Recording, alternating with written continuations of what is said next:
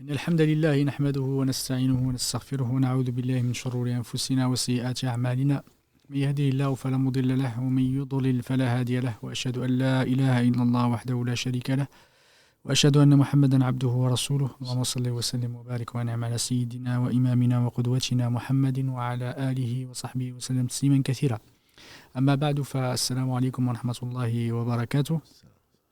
Bienvenue dans ce nouvel épisode, ce nouveau live consacré au Coran, à la parole d'Allah subhanahu wa ta'ala, la meilleure des paroles. Ilahi alhamd, la semaine passée, en compagnie de Cheikh Mahmoud, qu'Allah le récompense par le meilleur, qui est Cheikh Mamadou, qui est encore avec nous, qu'Allah le récompense par le meilleur et l'élève en degré, ainsi que tous ceux qui nous écoutent et qui nous suivent. Alhamdoulilah, la semaine dernière, on a parlé des finalités, des grandes finalités du Coran. Les finalités les plus importantes, même si, alhamdoulilah, il y a des finalités encore plus importantes, encore plus nombreuses. Et Inch'Allah, on aura peut-être l'occasion d'en parler dans les prochains épisodes. Là, alhamd, on a parlé effectivement des premiers sujets qui sont au centre, en tout cas, des objectifs du Coran, ou ce que le Coran souhaite nous faire effectivement faire passer comme message, où est-ce qu'il veut nous faire arriver, à la fois à la correction du dogme, qui est extrêmement importante. C'est la première, effectivement, celle de faire que la religion soit un principe majeur, ou un principe qui nous guide dans notre vie quotidienne. Et ça, c'est le Coran, il est venu pour le confirmer, il est venu pour que le Coran soit également un guide dans la vie, que sur le dogme, mais également sur le comportement, sur l'action, sur les relations qu'on a avec l'autre, et que l'humain, effectivement, sans le Coran, ne peut pas être guidé, parce que c'est les meilleurs qui a été Allah subhanahu wa ta'ala nous a révélé. Et alhamdoulilah, on continue ilahi alhamd à parler des finalités, et on est arrivé alhamdoulilah à la quatrième finalité, celle de confirmer, on va dire, ou donner à l'humain ses droits et confirmer sa dignité, la dignité en tant qu'homme. Ilahi alhamd. Ça c'est au centre effectivement du Coran. Le Coran a donné une grande importance aux droits de chaque humain, peu importe sa situation, peu importe son origine ou son sexe d'ailleurs, que ce soit un homme ou une femme. Ilahi alhamd, comment on va le voir avec une compagnie de Cheikh. Salam alaikum Cheikh. عليك السلام ورحمة الله وبركاته سيدي محمد. بارك الله فيك. بسم الله الرحمن الرحيم. الحمد لله رب العالمين. أشهد أن لا إله إلا الله وحده لا شريك له وأشهد أن محمدا عبده ورسوله. اللهم صل وسلم وبارك على نبينا محمد وعلى آله وصحبه أجمعين. أما بعد. Donc les auditrices et les auditeurs comme vous partagent le plaisir avec toute l'équipe de cette petite heure plus une autre heure, Inch'Allah, de questions et réponses.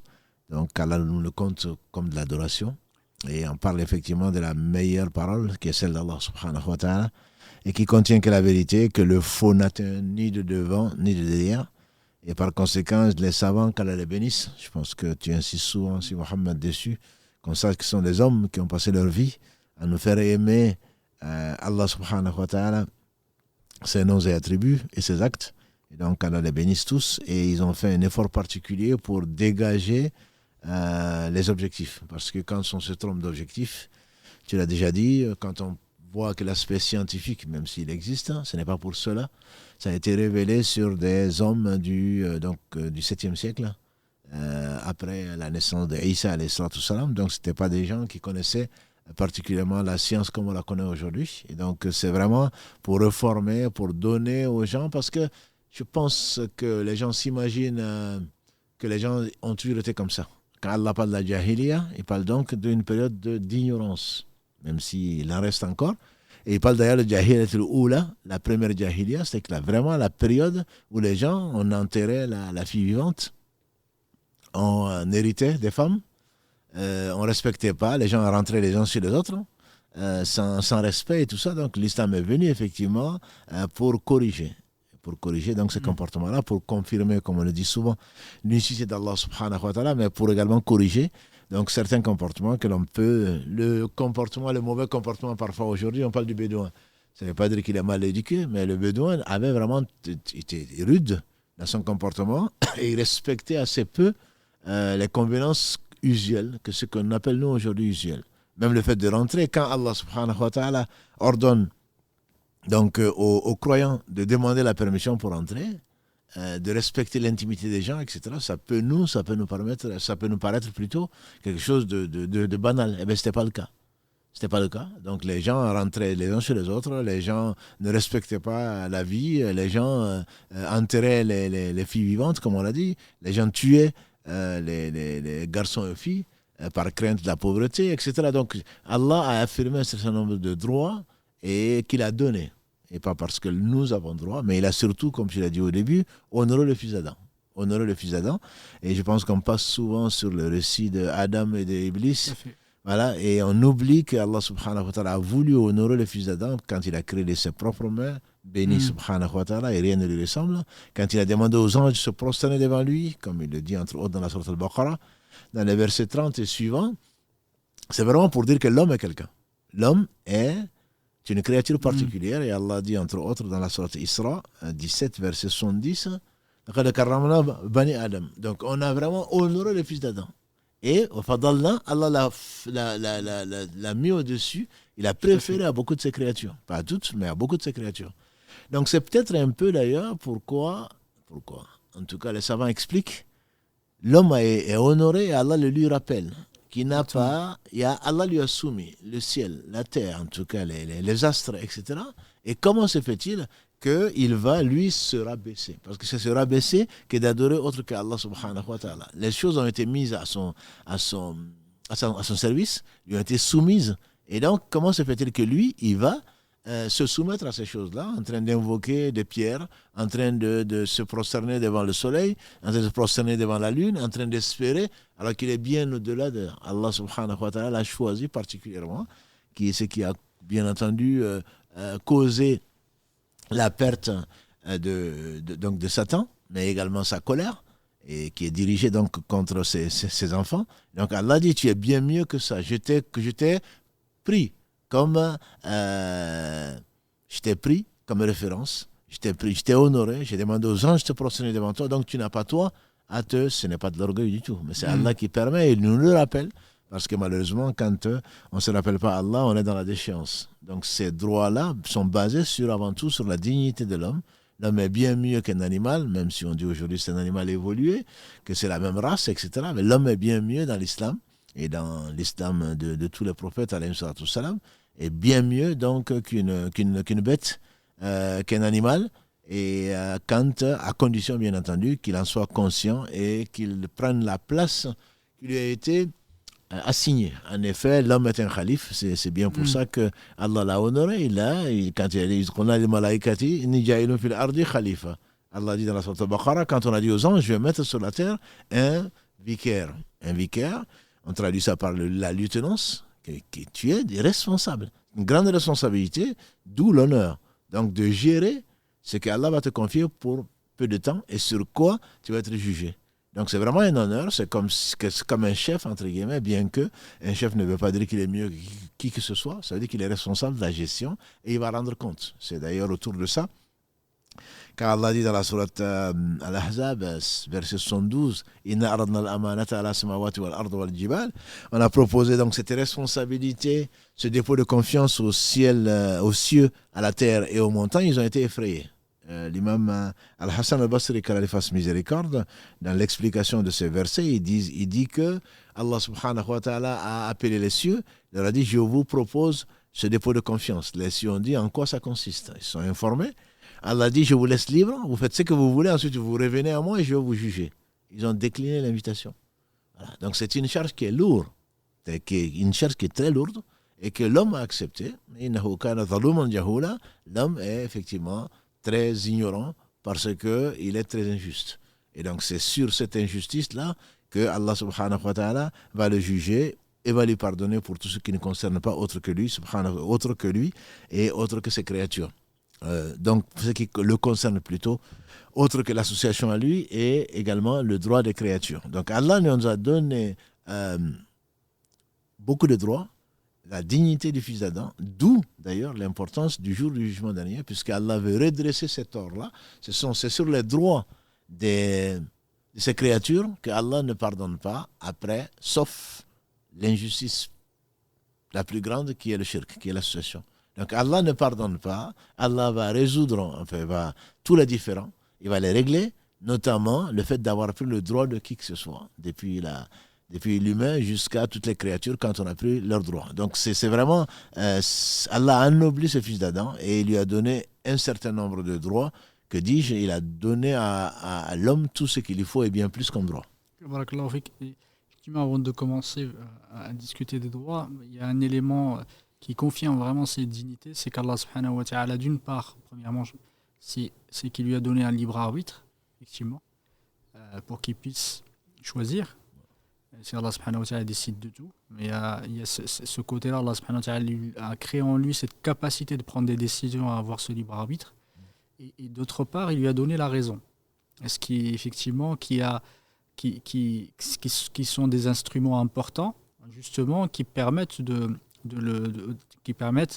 le juger par rapport à ses actes. Parce qu'effectivement, s'il n'avait aucun libre arbitre et il n'y avait aucune raison pour réfléchir, et ça, c'est des choses qui sont extrêmement importantes, et c'est Allah subhanahu wa ta'ala nous a donné, il nous a préféré, ou nous a privilégié par rapport à d'autres créatures, par rapport à cette raison qu'Allah subhanahu wa ta'ala qui nous a donnée. C'est très important de le dire, sachant que certains, cette raison, elle est complètement obnubilée, et ça les pousse même à parfois suivre effectivement aveuglément des gens on va appeler des gens de religion, et vers des choses blâmables, et ce qu'Allah subhanahu wa ta'ala nous a cité dans le Coran à plusieurs reprises. Et également, ils sont partis jusqu'à à mettre au rang de Dieu certaines personnes, et même des prophètes également, et des messagers. C'est si tu peux juste nous en parler de ce sujet-là, parce que je pense que c'est important de le mettre un peu en lumière, et de dire qu'effectivement l'homme, c'est pas seulement un être que Allah subhanahu wa ta'ala, c'est pas une marionnette, entre guillemets. Tout à fait, c'est pour le grand débat, le débat qui n'a pas de sens d'ailleurs, qui a fait couler beaucoup de salive et beaucoup d'encre sur le libre arbitre et sur la liberté et le destin. Donc on ne va pas rentrer dans ce débat-là, mais effectivement, Allah a honoré l'homme, comme tu l'as dit, il l'a honoré vis-à-vis de beaucoup, et il l'a favorisé vis-à-vis de beaucoup de ses créatures, notamment au travers de cette raison qu'il lui donne, qui le distingue des animaux, et c'est cette raison qui lui permet de choisir librement, entre guillemets. Il ne saurait quand même choisir que dans un canevas, et qu'il ne pourra le faire que si Allah le veut. Mais il a cette volonté propre. La preuve, c'est que nos auditeurs et auditrices ont choisi de regarder ce live-là. Personne ne les y oblige. D'autres ont choisi autre chose, notamment les matchs de foot, etc. Bon, chacun sera récompensé pour ce à quoi il a passé son samedi soir. Voilà. Donc on a une volonté, c'est évident. On n'a pas besoin, entre guillemets, de rentrer dans les détails. Donc cette raison fait de l'homme une créature privilégiée, donc, mais il ne faut pas abuser.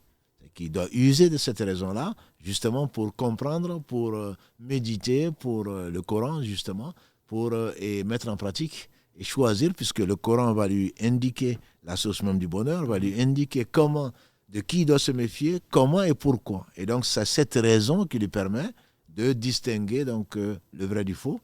Et c'est l'une des raisons, voilà, le vrai du faux. Donc ça, c'est cette raison donc, qui distingue l'homme de l'animal. En tout cas, c'est la conception que nous avons donc, de ce privilège-là. Et donc cette volonté également, qui dit raison, la raison ne suffit pas à elle-même. Allah lui a donné cette volonté qui n'est pas absolue, qui est une volonté donc, qui est relative, qui lui permet donc, d'agir ou de ne pas agir, parce qu'il a la raison. Et donc la raison ne suffit pas. C'est pour cela que la révélation est venue. Et comme le disent certains enseignants, la révélation est au-dessus de la raison. D'autres disent le contraire. Je juge de ma raison pour juger la révélation. Alors que pour nous, la révélation vient au-dessus de la raison, puisque, encore une fois, j'insiste dessus, si les deux saqalayn, si les deux charges ont été des charges, c'est bien parce que ce sont les esprits, les djinns et les hommes. C'est bien parce que certains ont favorisé la raison par rapport à la révélation. Quand Allah a dit aux anges de se prosterner, les gens se sont prosternés. Ils n'ont pas de raison, mais ils ont favorisé la révélation parce que là, ils n'ont pas le choix, ils n'ont pas de volonté propre.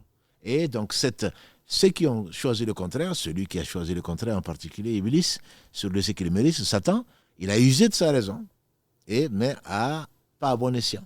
Moi, je suis meilleur que lui. Pourquoi? La raison lui dicte que, parce qu'il a été créé de feu, il est meilleur que ce qui a été créé d'argile. Voilà. Et donc, cette raison-là, elle a des limites. Effectivement, elle comprend les signes, la création des cieux et de la terre, la complexité de la vie, tout ce qu'on doit à Allah subhanahu wa ta'ala et on lui doit tout bien fait.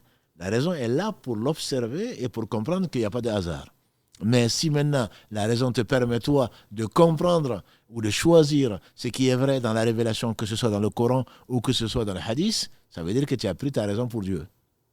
Tu as pris ta raison pour la révélation. Et donc, pour toi, tu es capable, tu n'as pas besoin de la révélation. Et au travers de cette raison, que tu vas juger tout, y compris la révélation. Et donc ça, cette raison a été donnée à l'homme et Allah l'a favorisée par rapport à d'autres pour être utilisée, pas pour comprendre, pas pour juger de la révélation, mais pour la comprendre et la mettre en pratique.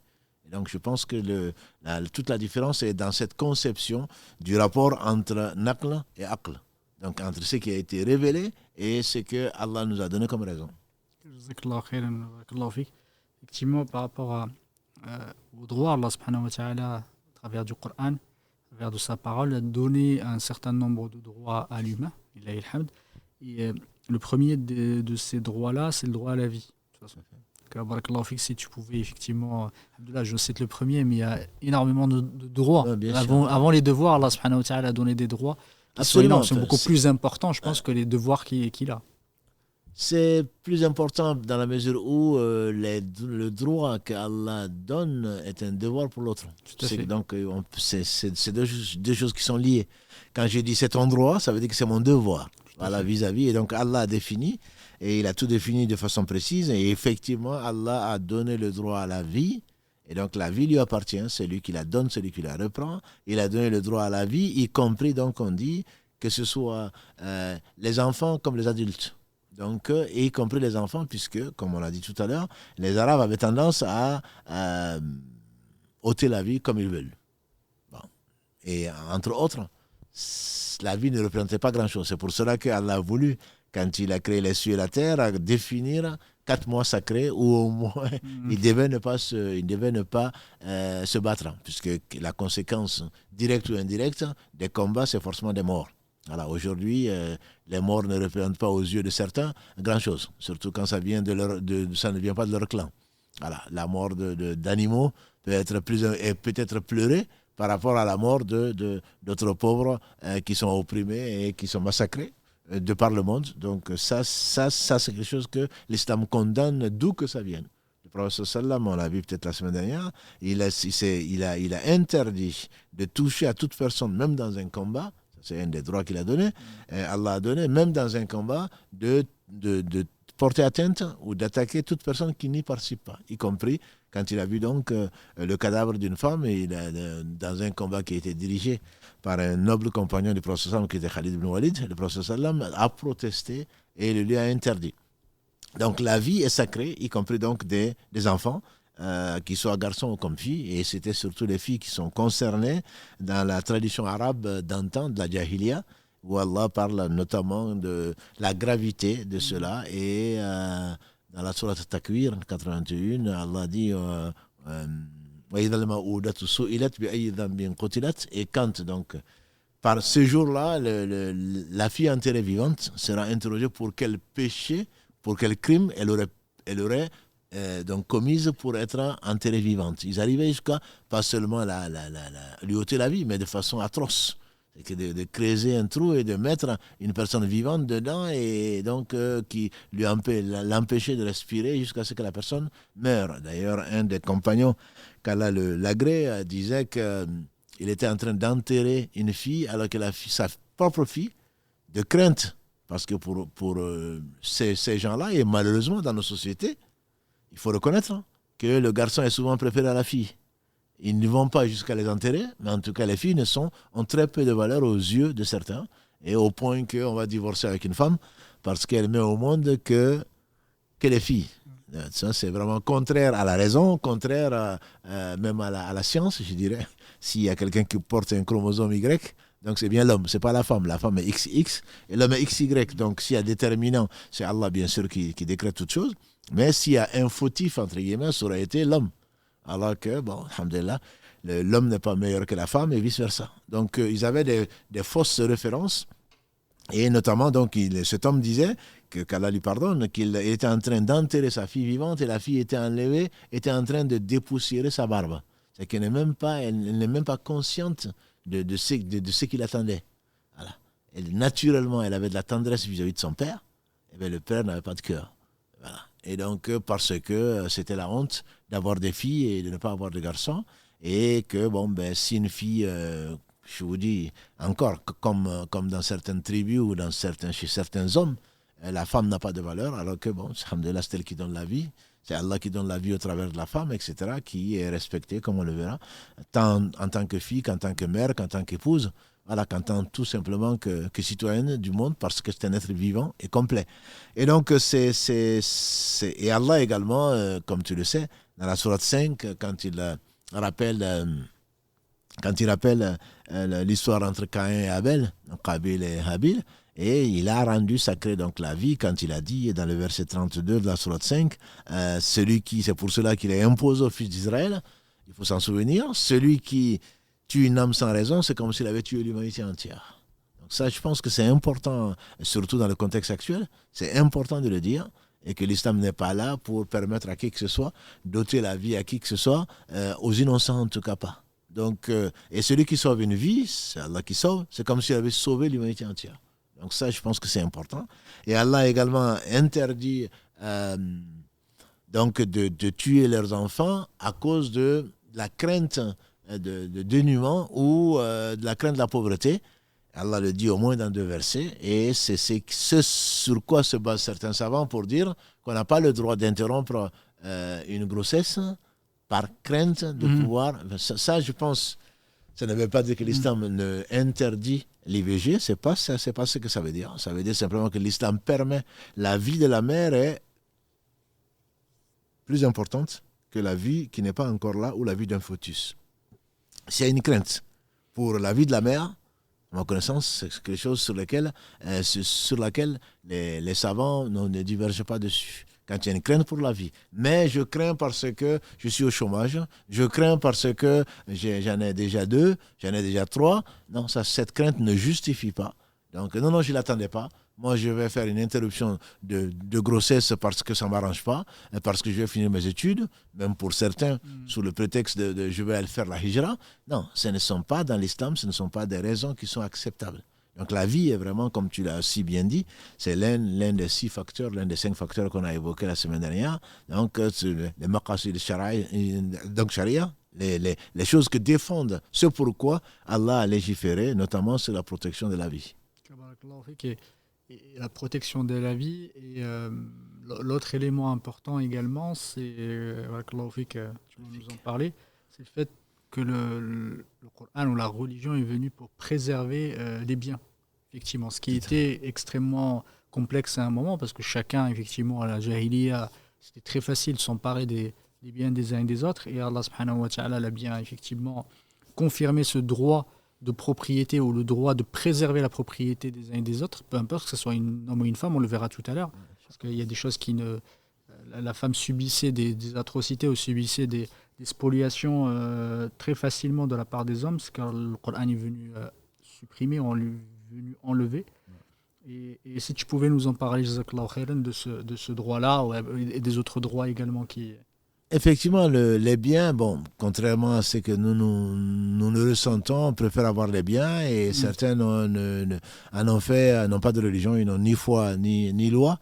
Quand il faut s'approprier les biens d'autrui, ils le font par le vol, par la spoliation, par la tricherie, etc. L'islam a interdit tout cela. Ce qu'Allah confie à quelqu'un ne lui appartient certainement pas, ça tout appartient à Allah, mais ça lui a été confié et sera jugé dessus. Exactement. Et donc prendre sans nécessité, aller prendre le volet, Donc, il y a des sanctions qui sont bien connues dans l'islam. Donc, celui qui prend une chose qui ne lui appartient pas.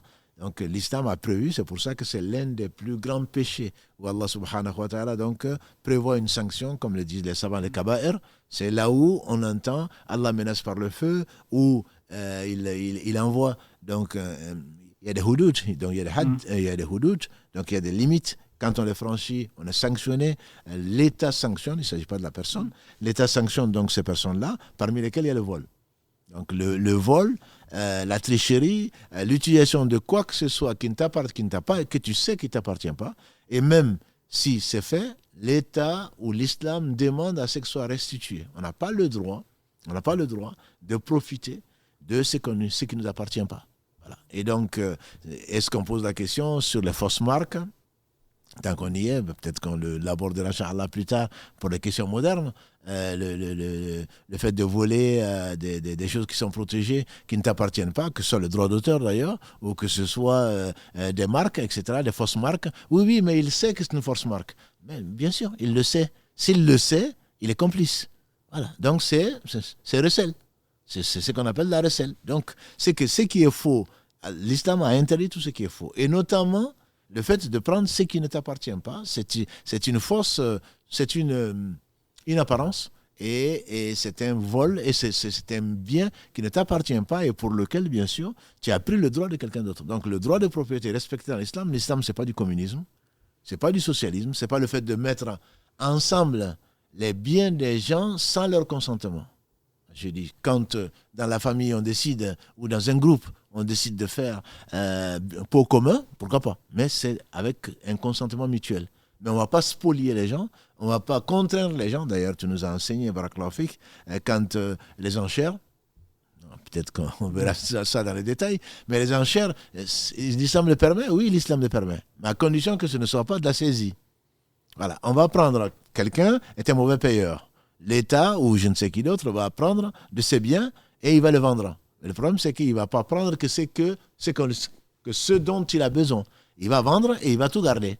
Et donc ça, c'est de la spoliation. L'islam l'interdit, c'est de l'injustice. Voilà. Donc tout ce qui est injustice, et est-ce que ce n'est pas une injustice que de prendre le droit de quelqu'un d'autre? Certainement. Et donc l'islam a donné et a protégé la propriété privée. On ne peut pas l'acquérir à n'importe quel prix, d'où la réforme également. L'islam l'a bien limité. Les biens, certes, mais pas la riba, sur laquelle on est revenu. L'islam a venu faire une réforme financière, entre guillemets. Tu peux gagner si tu prends le commerce est permis et pas donc l'usure. Parce que l'usure aussi, c'est de prendre le bien de quelqu'un d'autre. C'est tu t'enrichis, pourquoi? Par ton travail? Non. Tu t'enrichis par le travail de quelqu'un d'autre et tu lui imposes, donc ça devient de l'injustice. Donc le droit, effectivement, on a un droit à la propriété, chacun a droit, homme ou femme, et l'islam a protégé ce droit-là et a interdit, si quelqu'un portait atteinte à la propriété privée, l'État se doit de rectifier ça, de reprendre ce droit-là et de le redonner aux ayants droit. De le rappeler, c'est très très important, ça fait effectivement les droits qu'Allah subhanahu wa ta'ala a donné à l'humain, ce droit de propriété ou le droit de préserver ses biens. Et je pense que le verset fondateur, c'est celui de Surat Nisa, c'est 29, le verset 29, et ayyuhalladhina amanu la ta'kulu amwalakum bainakum bil batil. Effectivement, faut pas, vous qui avez cru, ne mangez pas vos biens entre vous injustement, si je peux le traduire de la façon j'espère, la plus correcte possible. Effectivement, ça c'est quelque chose qui, tout moyen qui nous pousse ou qui nous amène à prendre injustement le bien des autres est interdit. Et comme tu as cité le riba, tu as cité effectivement le riba, le meysir, Allah subhanahu wa ta'ala, effectivement, il a interdit, parmi les interdits, le jeu de hasard, les jeux d'argent, qui amène cette détestation et qui amène la haine entre les frères et les sœurs. Pourquoi? Parce que c'est de la spoliation. On prend l'argent de l'autre injustement et c'est bien. Et en parlant de ça, je vais parler du pendant derrière, parce que, comme tu as parlé, l'islam, c'est pas une religion communiste. Justement, on confisque pas les biens des autres. Il y a pour un bien commun, sauf des cas extrêmement rares, parce qu'il y a un intérêt général, mais toujours on rétribue, on ne prend pas les choses comme ça. On va pas Le prophète alayhi salatu wassalam nous l'a montré. Le jour où il est arrivé à Médine, il a même refusé que les deux jumeaux lui offrent le terrain, effectivement, pour même pour sa hijra, quand Abu Bakr lui a offert la chamelle qu'il avait préparée, il a dit à condition que je te rembourse. Exactement. Voilà. Donc Abdurrahman ibn Auf également, quand l'autre lui a proposé, pourtant c'est l'homme, son frère en religion, qui lui propose la moitié de ses biens. Moi j'aurais sauté dessus certainement. Et il dit non, qu'Allah bénisse ce que tu as, montre-moi où se trouve le marché. Voilà. Donc c'est exactement, c'est très important de dire que la religion est une religion de travail, il faut travailler. En revanche, de l'autre côté, il y a cet équilibre qui est important, c'est que l'islam a donné le droit aux pauvres. Effectivement, dans le Coran, justement, c'est que de prendre une part pour la donner aux plus démunis, une part de l'argent des riches, effectivement, pour la donner aux plus démunis. Parce qu'Allah subhanahu wa ta'ala n'a pas oublié de l'autre côté, à la fois protéger ceux qui ont des propriétés de ceux qui ont de l'argent, effectivement, ceux qu'Allah subhanahu wa ta'ala a privilégié, même si ce qu'ils ont, c'est Allah subhanahu wa ta'ala, comme tu as dit, c'est Allah subhanahu wa ta'ala qui leur a donné, et tout appartient à Allah. En revanche, il a donné quand même le droit à ceux qui sont en difficulté, qui sont démunis. Effectivement, c'est le sens même de la zakat. Tout à fait. Et qui est le troisième pilier de l'islam. Et donc, pour lequel, celui qui le nie, donc il s'excommunie, il n'est plus musulman. Celui qui refuse de le sortir, et malheureusement, j'ai constaté au travers des échanges que certaines personnes ne savent même pas que c'est une obligation, ou alors ne sont pas acquittées pendant des années, par négligence ou par refus, tout simplement. Et quand ils reviennent à Allah, je répète juste, je reviens juste pour dire que c'est le droit du pauvre. Allah, c'est le droit d'Allah, il le pardonne. Mais le droit d'autrui, il faut le réparer. Donc quand on n'a pas payé la zakat pendant pas mal d'années qu'on la doit, on doit la payer rétrospectivement. Voilà. Donc comme tu dis, c'est pas le SMIC. C'est pas le SMIC, mais il faut savoir, les musulmans ne le savent pas, qu'Allah a rendu obligatoire que la personne vive dignement. Qu'elle vive dignement. Et donc il n'y a que celui qui tend la main, alors qu'il n'a pas le besoin, il est au-dessus du besoin, il a de quoi. Tu nous as défini d'ailleurs au travers de la définition des savants qu'est-ce qu'un pauvre, c'est celui qui n'a pas la moitié de son dont il a besoin. Et toi tu roules sur l'or, et toi tu dors sur l'or. Donc c'est pas ton droit. Et Allah a imposé effectivement un droit du pauvre, donc qui est ce que nous avons défini, ce que l'islam a défini plutôt, qu'on a déjà traité ce sujet-là, qui est donc de prendre un petit pourcentage, 2,5% quand c'est l'or et l'argent, donc sur ce que les gens ont économisé, dont ils n'ont pas eu besoin pendant un an, et donner à 8 catégories qui sont définies dans le verset 60 de la sourate Tawbah, de la sourate 9. Donc ça c'est une obligation de la société. D'ailleurs, Omar ibn Khattab, quand il y avait une année de disette, donc de famine, on lui a ramené 2 personnes qui avaient volé. Et il a dit, avec qui vous travaillez ? Plutôt que de les emprisonner ou de les châtier ou de leur appliquer ce qu'Allah a révélé, ça c'est la compréhension. Ça c'est vraiment le faham. Tout à fait. Voilà. Au lieu de les châtier, comme on décrit parfois les pays musulmans comme les pays où on coupe la main aux voleurs, alors que les comptes en Suisse et je ne sais quoi d'autre, ceux qui sont au pouvoir, sont des tricheurs. Je dis souvent, je n'ai pas dit tout le monde. Voilà. Et donc Omar ibn Khattab, quand il les a amenés, parce qu'ils avaient volé, pour manger, il a dit, avec qui vous travaillez ? Et on leur a mené les employeurs. Et il leur a demandé comment, c'est vous qui devez payer, comment est-ce que vous pouvez utiliser l'effort de personnes alors qu'ils n'ont même pas de quoi manger. Voilà. Donc ça, c'est un droit absolu. C'est pour cela que celui qui n'a pas de quoi manger, il peut voler. C'est une exception, parce que la vie l'emporte sur le bien. Mais Allah sait s'il vole pour manger ou autre chose. C'est pour cela également que, comme tu le sais, celui qui a des choses qui sont interdites, il doit s'en débarrasser, il doit se repentir devant Allah, et il n'a le droit d'utiliser que le très très très peu en attendant de trouver mieux. Voilà. Donc pour aller acheter une baguette, pour aller acheter un sandwich, mais même pas avec une boisson encore. De quoi il a vraiment besoin, parce que la vie l'emporte sur donc l'interdit qu'il a. L'interdiction, c'est pour cela qu'Allah nous permet la vie encore dont tu as parlé. C'est pour ça qu'il a permis de manger de manger du porc ou des choses interdites quand on craint pour sa vie et qu'on n'a que ça. Et comme les savants le précisent, en n'emportant rien. C'est-à-dire, c'est pas parce que on a faim et que, ah oui, Allah permet de manger la viande de porc, qu'on va aller chercher des côtelettes de porc ou qu'on va aller en prendre avec soi en disant que finalement, j'en ai mangé et j'en ai besoin pour. Non, c'est Allah qui permet ce qui permet et interdit, il n'a rien interdit que ce qui est mauvais. Donc, effectivement, tu fais très bien d'encadrer la chose. Il y a un smig dans l'islam. Et d'ailleurs, on dit que même la retraite, que c'est Omar ibn Khattab qu'il a institué à partir de la compréhension qu'Allah lui a donnée. Des gens qui ont travaillé et qui sont âgés et qui ont contribué à l'essor économique de la société et qui maintenant sont incapables de dépenser de leurs efforts pour gagner leur vie, ont droit, on dit que c'est Omar qui l'a fait avec des gens du livre d'ailleurs, avec des juifs en particulier, qui a pris de la caisse des musulmans de quoi les faire vivre parce qu'ils ne sont plus capables à cause de la vieillesse et de la faiblesse qui en découle, pour que ces gens-là ne vivent dignement. Et ça fait partie de la dignité, du respect de la dignité dont tu parles. Et le Coran l'a assuré. Parce que, comme tu nous l'as dit d'ailleurs, quand on a parlé de la zakat, le fait de voir des gens qui ont des millions et que toi tu n'as rien, qu'est-ce que ça amène? Si ce n'est la rancœur, l'animosité, etc. Le fait de partager un tout petit peu. Pourquoi dans les sociétés où il y a encore un peu d'humanité, pourquoi il y a moins, entre guillemets, de problèmes de ce point de vue? Parce que celui qui te donne, il te donne de bon cœur pour Allah et sait qu'il sera récompensé, mais quelque part, tu lui dois quelque chose parce que tu n'étais pas obligé de te le donner. Le fait de te donner, c'est qu'au moins, il est compatissant. Voilà, quelqu'un qui pense à ta vie, à la vie de tes enfants, c'est ce qui existe encore dans certains pays. Malheureusement, il y a des abus d'injustice, notamment avec les bonnes, comme on peut le trouver en Afrique noire, etc., et de l'exploitation de l'homme par l'homme. Et ça, bien entendu, c'est interdit. C'est interdit. Le professeur nous a dit que quand on fait travailler quelqu'un, il faut mettre la main à la pâte. Il faut lui donner son salaire avant même que sa sueur la sueur ne sèche. Parce que, alhamdoulilah, Allah l'a éprouvé, il nous a éprouvé en même temps.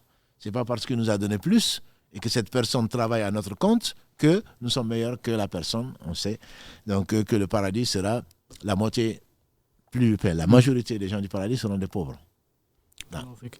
Et alhamdoulilah, il y a juste un dernier effectivement point par rapport à ça, pour passer à la deuxième grande finalité. Le Coran aussi, il est venu pour préserver la dignité de la personne du point de vue de sa respectabilité et qu'on n'a pas le droit de le mépriser. Et, comme tu sais, que tu nous l'as rappelé à plusieurs reprises d'ailleurs, dans Surat al-Hujurat, quand Allah subhanahu wa ta'ala dit Ayyuha alladhina amanu la yaskhar qawmun min qawmin. Effectivement, est-ce que tu pouvais nous en parler? Parce que malheureusement, on est aujourd'hui dans une société où on ne se rend pas compte que c'est un droit fondamental de l'autre, de l'humain, effectivement, de préserver sa respectabilité, son ard, et ils disent les ulama al-karama, son honneur de l'autre. Et parfois, malheureusement, les langues sont extrêmement, extrêmement dures et parfois dans un mépris total de l'autre, sans se rendre compte que c'est un interdit majeur. Effectivement, c'est un interdit majeur et certains appellent même cette sourate 49 la sourate du bon comportement. Oui. Allah subhanahu wa ta'ala détaille, il dit que les croyants ne sont autre chose que des frères. Voilà. Donc même quand il y a un conflit, de les réconcilier, de craindre Allah. Et il détaille, vous les croyants, qu'un peuple ne se moque pas d'un autre peuple. Il se peut que ceux dont on se moque soient meilleurs que ceux qui se moquent. Et que les femmes, d'un autre côté, ne fassent pas pareil. Il se peut que celles dont on se moque soient meilleures que celles qui se moquent. Et donc de ne pas appeler les gens par le sobriquet. On entend aujourd'hui dans certains milieux musulmans, ceux-ci sont de cela, ceux-ci sont de cela, ce sont des sobriquets. Allah précise dans le verset 11 de la sourate 49, Hujurat, quel mauvais terme, quel mauvais sobriquet que perversité après la foi. Quelqu'un, il a la foi. Pourquoi tu vas le traiter, ce pervers-là? La langue, on sait que c'est, comme il a dit le prophète sallam à Mu'adh ibn Jabal, qui s'est étonné quand il a dit préserve ça. La langue, il dit Ya Rasulallah, est-ce qu'on va être jugé sur ce que les langues vont dire? Il a dit que ta mère te perde, ce n'est qu'une expression. Est-ce que tu ne sais pas que la plupart des gens qui tombent en enfer, la face la première, c'est à cause de ce que la langue a proféré. Et Allah continue en disant de ne même pas le mauvais soupçon. Le mauvais soupçon. Une partie du soupçon, une partie de la... On n'a pas de preuve. Il n'a pas dit que le soupçon est interdit. Nécessairement, quand il y a des preuves, on soupçonne quelqu'un, forcément. Donc, quand il y a un jugement, forcément, c'est que, il y a lieu, on juge sur les preuves, mais pas sur le soupçon. Donc, une partie du soupçon est péché, dit Allah subhanahu wa ta'ala, et comme on le fait, dit Omar ibn Khattab pour expliquer ces versets-là, et Allah dit, Wala tajassasu, et n'espionnez pas. C'est quand on soupçonne, je m'adresse aux sœurs en particulier, qu'est-ce qu'on fait? On finit par vérifier. On va aller regarder le portable, on va aller regarder l'ordinateur, on va aller regarder le téléphone. Ah oui, c'est bien, Allah t'a dévoilé. Oui, mais Allah t'a dit de ne pas le faire. Et après, qu'est-ce que c'est? La tristesse, c'est souvent le divorce, c'est souvent ceci et cela. Les hommes n'ont pas à le faire. Mais l'espionner, Allah sait que c'est interdit. Donc c'est aller rechercher une intimité d'une personne. La personne elle ne veut pas le faire, elle ne veut pas le montrer. Mais Allah dévoilera la personne si elle persiste dans son péché. Mais non, toi tu prends le droit de la personne d'intimité, même si c'est ton mari, tu prends son droit d'intimité et tu vas espionner. Et l'espionnage, qu'est-ce que ça va amener? Ça va amener de la médisance. Donc tout ça, l'honneur est sacré.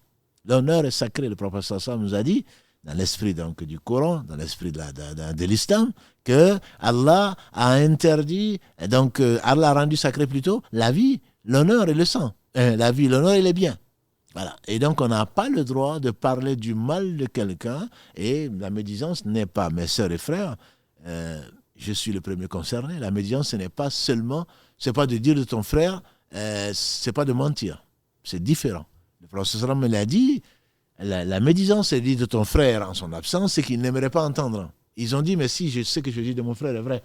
Il dit, mais justement, ce que tu dis de ton frère est vrai, c'est de la médisance. Si ce que tu dis est faux, ce n'est que une calomnie, une calomnie éhontée. Donc là, ce n'est pas, là c'est un mensonge.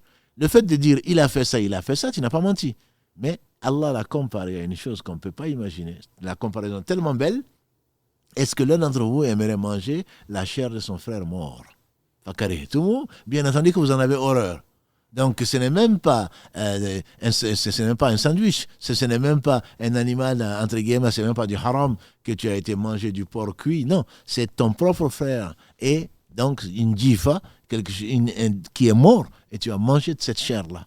Donc c'est vraiment extrêmement important, et Allah, dans plusieurs versets, condamne les gens qui portent atteinte surtout à l'honneur des femmes chastes et pieuses. Et ça, malheureusement, dans nos sociétés, il y en a beaucoup. Et donc c'est effectivement cet honneur-là, Allah l'a mis à un point tel qu'on ne peut pas l'imaginer aujourd'hui. Exactement, il faut vraiment le garder à l'esprit, c'est Jazakallah khairan de faire ce rappel-là. Nos sœurs et nos frères, c'est pas parce qu'on est derrière effectivement un écran ou derrière son clavier qu'on est exempt de tout jugement, on est exempt d'être jugé sur nos actes et sur nos faits. L'anonymat, Allah subhanahu wa ta'ala nous voit, il nous connaît, du coup faites très très attention à ça. Surtout ne pas blesser les gens, ne pas rentrer dans des considérations, que ce soit des considérations de comment dire, de pays, d'appartenance ou des choses comme ça. Malheureusement, on divise les musulmans sur des choses insignifiantes et on ne revient pas à la parole d'Allah subhanahu wa ta'ala qui dit Inna akramakum indallahi atqakum. Ça, il faut garder, ça c'est un esprit important. Ça c'est vraiment la dignité de l'homme en tant qu'homme. Pas de racisme, pas de sexisme. Tout à fait. Inna akramakum indallahi atqakum, le meilleur d'entre vous, c'est le plus pieux. Le plus pieux, qui le sait, c'est Allah seul. Voilà. Et le prophète sallam rajoutait, pas de supériorité d'un arabe sur un non-arabe, ni d'un non-arabe sur un arabe. Ce n'est pas la piété, ce n'est pas l'homme. Il y a des femmes qui sont au paradis, et je pense à Marie, je pense à la mère de Jésus, je pense à la femme de Pharaon, et Pharaon il est en enfer. C'est connu, il y a des gens qui sont au paradis et leur femme est en enfer. Je pense au prophète Nuh, je pense au prophète Lut, etc. Donc il n'y a pas de supériorité d'un homme sur une femme, ni d'une femme sur un homme, ni d'un noir sur un blanc, ni d'un blanc sur un noir, si ce n'est par la piété. Et ça, le racisme n'a pas de place. Le régionalisme, le nationalisme, comme on le trouve beaucoup dans les pays musulmans aujourd'hui, c'est contre nature, c'est contre-indiqué dans l'islam. Le prophète sallam a utilisé des mots très durs par rapport donc à cette ségrégation-là. Et du coup, on va passer à la finalité, une des finalités importantes qui sont le droit d'avoir une famille, de constituer une famille. Et dans la famille, on parle aussi de l'épouse, de l'autre moitié de la société, qui est la femme, qu'Allah subhanahu wa ta'ala est venu honorer, est venu lui rendre sa dignité et lui rendre ses droits également. Tu pouvais, barakallahu fik, nous parler de ce sujet-là. Encore une fois, c'est quand ils veulent attaquer l'islam, souvent on passe du côté de la femme pour l'attaquer, alors que l'islam a honoré, disait Marcel Boissard, je pense que c'est lui, l'islam a honoré la femme à tel point qu'on ne peut le dépasser que d'un point de vue théorique. En pratique, la femme était héritée. On héritait de la femme, et Allah l'a interdit, entre autres dans la sourate Les Femmes, verset 7. On héritait des femmes. C'est-à-dire que quelqu'un meurt, et donc c'est son frère ou quelqu'un d'autre qui automatiquement l'épousait. Donc Allah lui a donné le droit de propriété, entre autres qui n'existait pas. Aujourd'hui, on parle de l'héritage, Allah lui donne le droit à l'héritage, et il n'y avait pas d'héritage sinon qu'on héritait d'elle. Tout ceci, aujourd'hui, les gens, ils l'oublient. Allah a donné à ce dont on a dit tout à l'heure, la femme peut être meilleure que l'époux peut être meilleur que l'épouse, à cause de la taqwa. La femme n'avait, à l'époque, ce n'était pas qu'en Arabie, à l'époque, nombre de religions, nombre de sociétés se posaient la question de savoir, jusqu'au 19e siècle d'ailleurs, si la femme avait une âme. Oui. Alors que Allah dit, Ya ayyuhan nasu inna khalaqnakum min dhakarin wa untha. Et il dit, Ya ayyuhan nasu ittaqu rabbakum alladhi khalaqakum min nafsin wahida. Dans la sourate Les Femmes encore, verset 1. Vous les gens, craignez Allah, craignez votre Seigneur qui vous a créé d'une seule âme. C'est-à-dire que Adam et Hawa, Hawa a été créée d'Adam, et Hawa, qui est donc la mère de l'humanité, a une âme comme son époux, qui fut donc l'origine de ça. Et donc, elle a une âme, et ça, c'est depuis le 7e siècle, alors que les Arabes, et plus que les Arabes, doutaient si la femme était pure, si la femme avait une âme, si c'était pas plutôt une bête, si c'était pas plutôt... Donc aujourd'hui, je dis à mes sœurs de réfléchir. Et c'est que la pratique d'un certain nombre d'hommes et de maris est scandaleuse. Elle est scandaleuse. Mais Allah a donné une équité, a donné le droit de propriété. Donc à la femme, entre autres, encore dans cette sourate-là, que ce soit le verset 19, que ce soit le verset 32, Allah parle de ce qu'il a donné comme droit à la femme que la femme n'avait pas, et le même droit qu'aux hommes. Après, sur l'héritage, la femme n'héritait pas, Allah lui a donné le droit de propriété, Allah lui a donné le droit à l'héritage, et ce que les gens se sont imposés, entre guillemets, Allah ne leur a pas imposé. Dans un foyer, tous les frais, dans un foyer musulman, tous les frais sont à la charge du mari. Tout à fait. Voilà. Quand on ne comprend pas ça, moi je travaille, très bien si tu travailles. Si tu travailles, tu n'es pas obligé de travailler. Exactement. Et tu fais un travail extraordinaire. Moi je dis qu'Allah bénisse nos sœurs, qu'Allah bénisse nos mères, etc. C'est la source, c'est les racines même de l'humanité. C'est elles qui donnent la vie. Donc ne pas les respecter ou avoir un complexe comme elles en ont, moi je ne sers à rien. Mais bien sûr que tu sers à quelque chose. Ça, c'est un complexe d'infériorité qu'elles ne devraient pas avoir. Personnellement, je les respecte plus que beaucoup d'hommes. Et je pense qu'elles doivent être fières d'avoir été. C'est qu'Allah a voulu. On dit, éduque un homme, tu éduques un homme. Quand tu éduques une femme, tu éduques toute une société. Exactement. Voilà. Donc, l'islam a honoré la femme. Après, on parle d'équité. On ne parle pas d'égalité. On parle d'équité dans la mesure où Allah ne l'a pas chargée de ce qu'elle ne peut pas faire. Allah ne l'a pas obligée à subvenir aux besoins de sa famille. Si elle veut le faire, c'est permis. L'islam n'a pas interdit le travail. Le travail de la femme, l'islam l'a cadré, l'islam l'a encadré, l'islam l'a mis dans un canevas. Et donc, parce que le travail n'est pas un but en soi, le travail, ce n'est qu'un moyen pour atteindre, donc un but qui est bien plus noble, c'est l'au-delà, c'est l'agrément d'Allah, etc., etc. Donc, que les sœurs fassent attention. Et que les gens qui ne craignent pas Allah, on ne peut pas leur dire de faire attention, qu'ils sachent qu'ils seront jugés sur ce qu'ils ont écrit, sur ce que l'islam n'a pas imposé, et que nos frères également craignent Allah et qu'ils sachent qu'ils seront jugés sur le prophète sallallahu alayhi wa sallam n'a-t-il pas dit que les mères d'entre nous sont les mères avec leurs épouses. Voilà. Si les comportements sont tels qu'ils sont, c'est que c'est le contraire même de l'esprit. L'islam est venu pour bien traiter la femme, comme un verset, on n'a pas le temps de parler de tout cela, comme un verset vient pour insister sur le bon comportement en général et en particulier avec les épouses. Au point que Allah a donné à la femme, même enceinte, Elle a le droit, même le droit, d'être entretenue jusqu'à l'accouchement.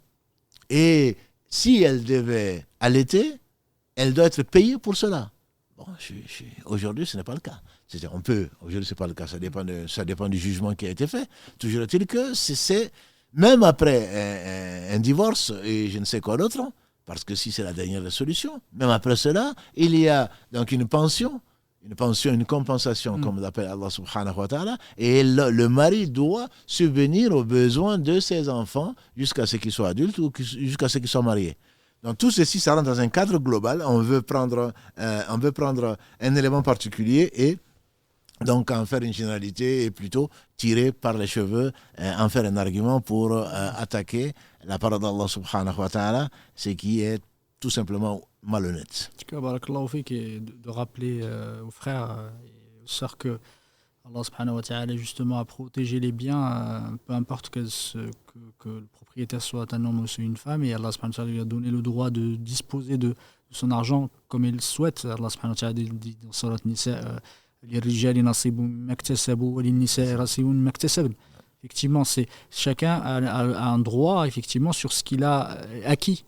Et la femme n'a pas à demander au mari qu'est-ce qu'elle fait de son argent. Son bien, effectivement, elle en fait ce qu'elle veut parce que c'est sa propriété. D'ailleurs, malheureusement, dans certaines sociétés maintenant, où certains hommes, ils ont l'impression que l'argent que la femme a,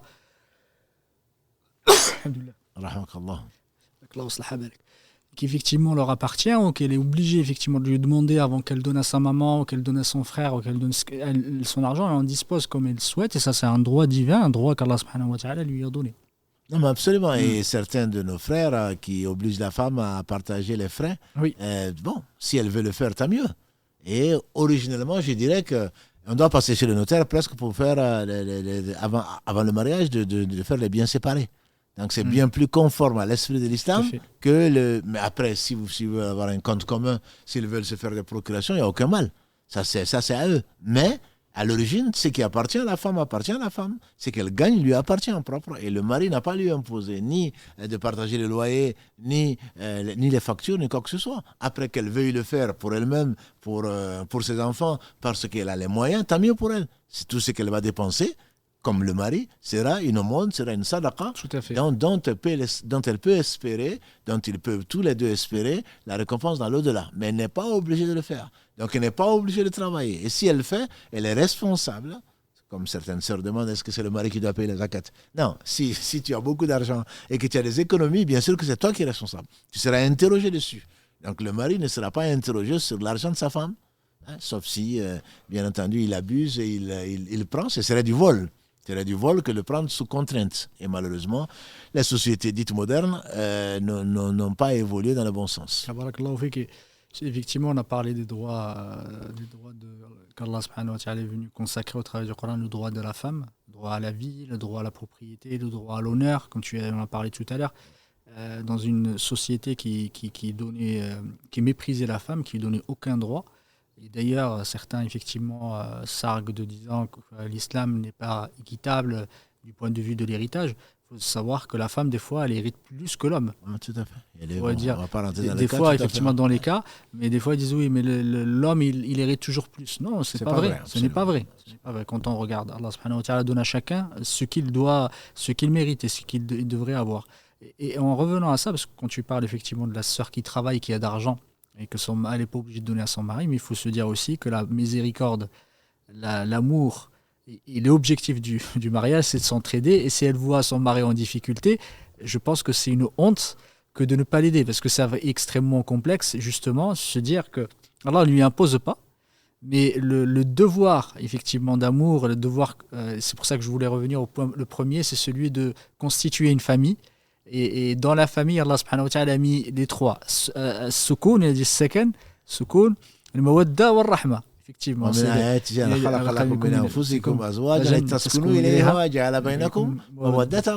c'est le triptyque, justement. Ce triptyque-là est important et justement, ça amène à ce qu'on se pose la question sans l'obliger. On se dit, faites attention parce que j'ai déjà eu des cas où la sœur, malheureusement, les sœurs qui met de l'argent de côté pour acheter une voiture, une Audi, ou je n'ai pas, pardon, excusez-moi, je cite pas de marque, et son mari, elle le laisse les à découvert. Et ça, c'est malheureusement... il faut, Allah subhanahu wa ta'ala a donné des droits, il faut les respecter. Tout à fait. Le devoir, effectivement, c'est de trouver la paix dans un foyer. On a déjà traité de cela. L'objectif, donc, parfois, on fait effectivement un mauvais casting. On va chercher une femme qui est riche ou autre chose, etc. Donc, c'est effectivement l'amour, ne serait que la fraternité de l'islam qui doit l'emporter sur le reste. Ce bas monde, si on a choisi un mari juste pour profiter de ce qu'il a ici, ça va finir. Exactement. Voilà, et c'est pas, comme l'a dit le prophète sallam, on épouse une femme pour 4 raisons.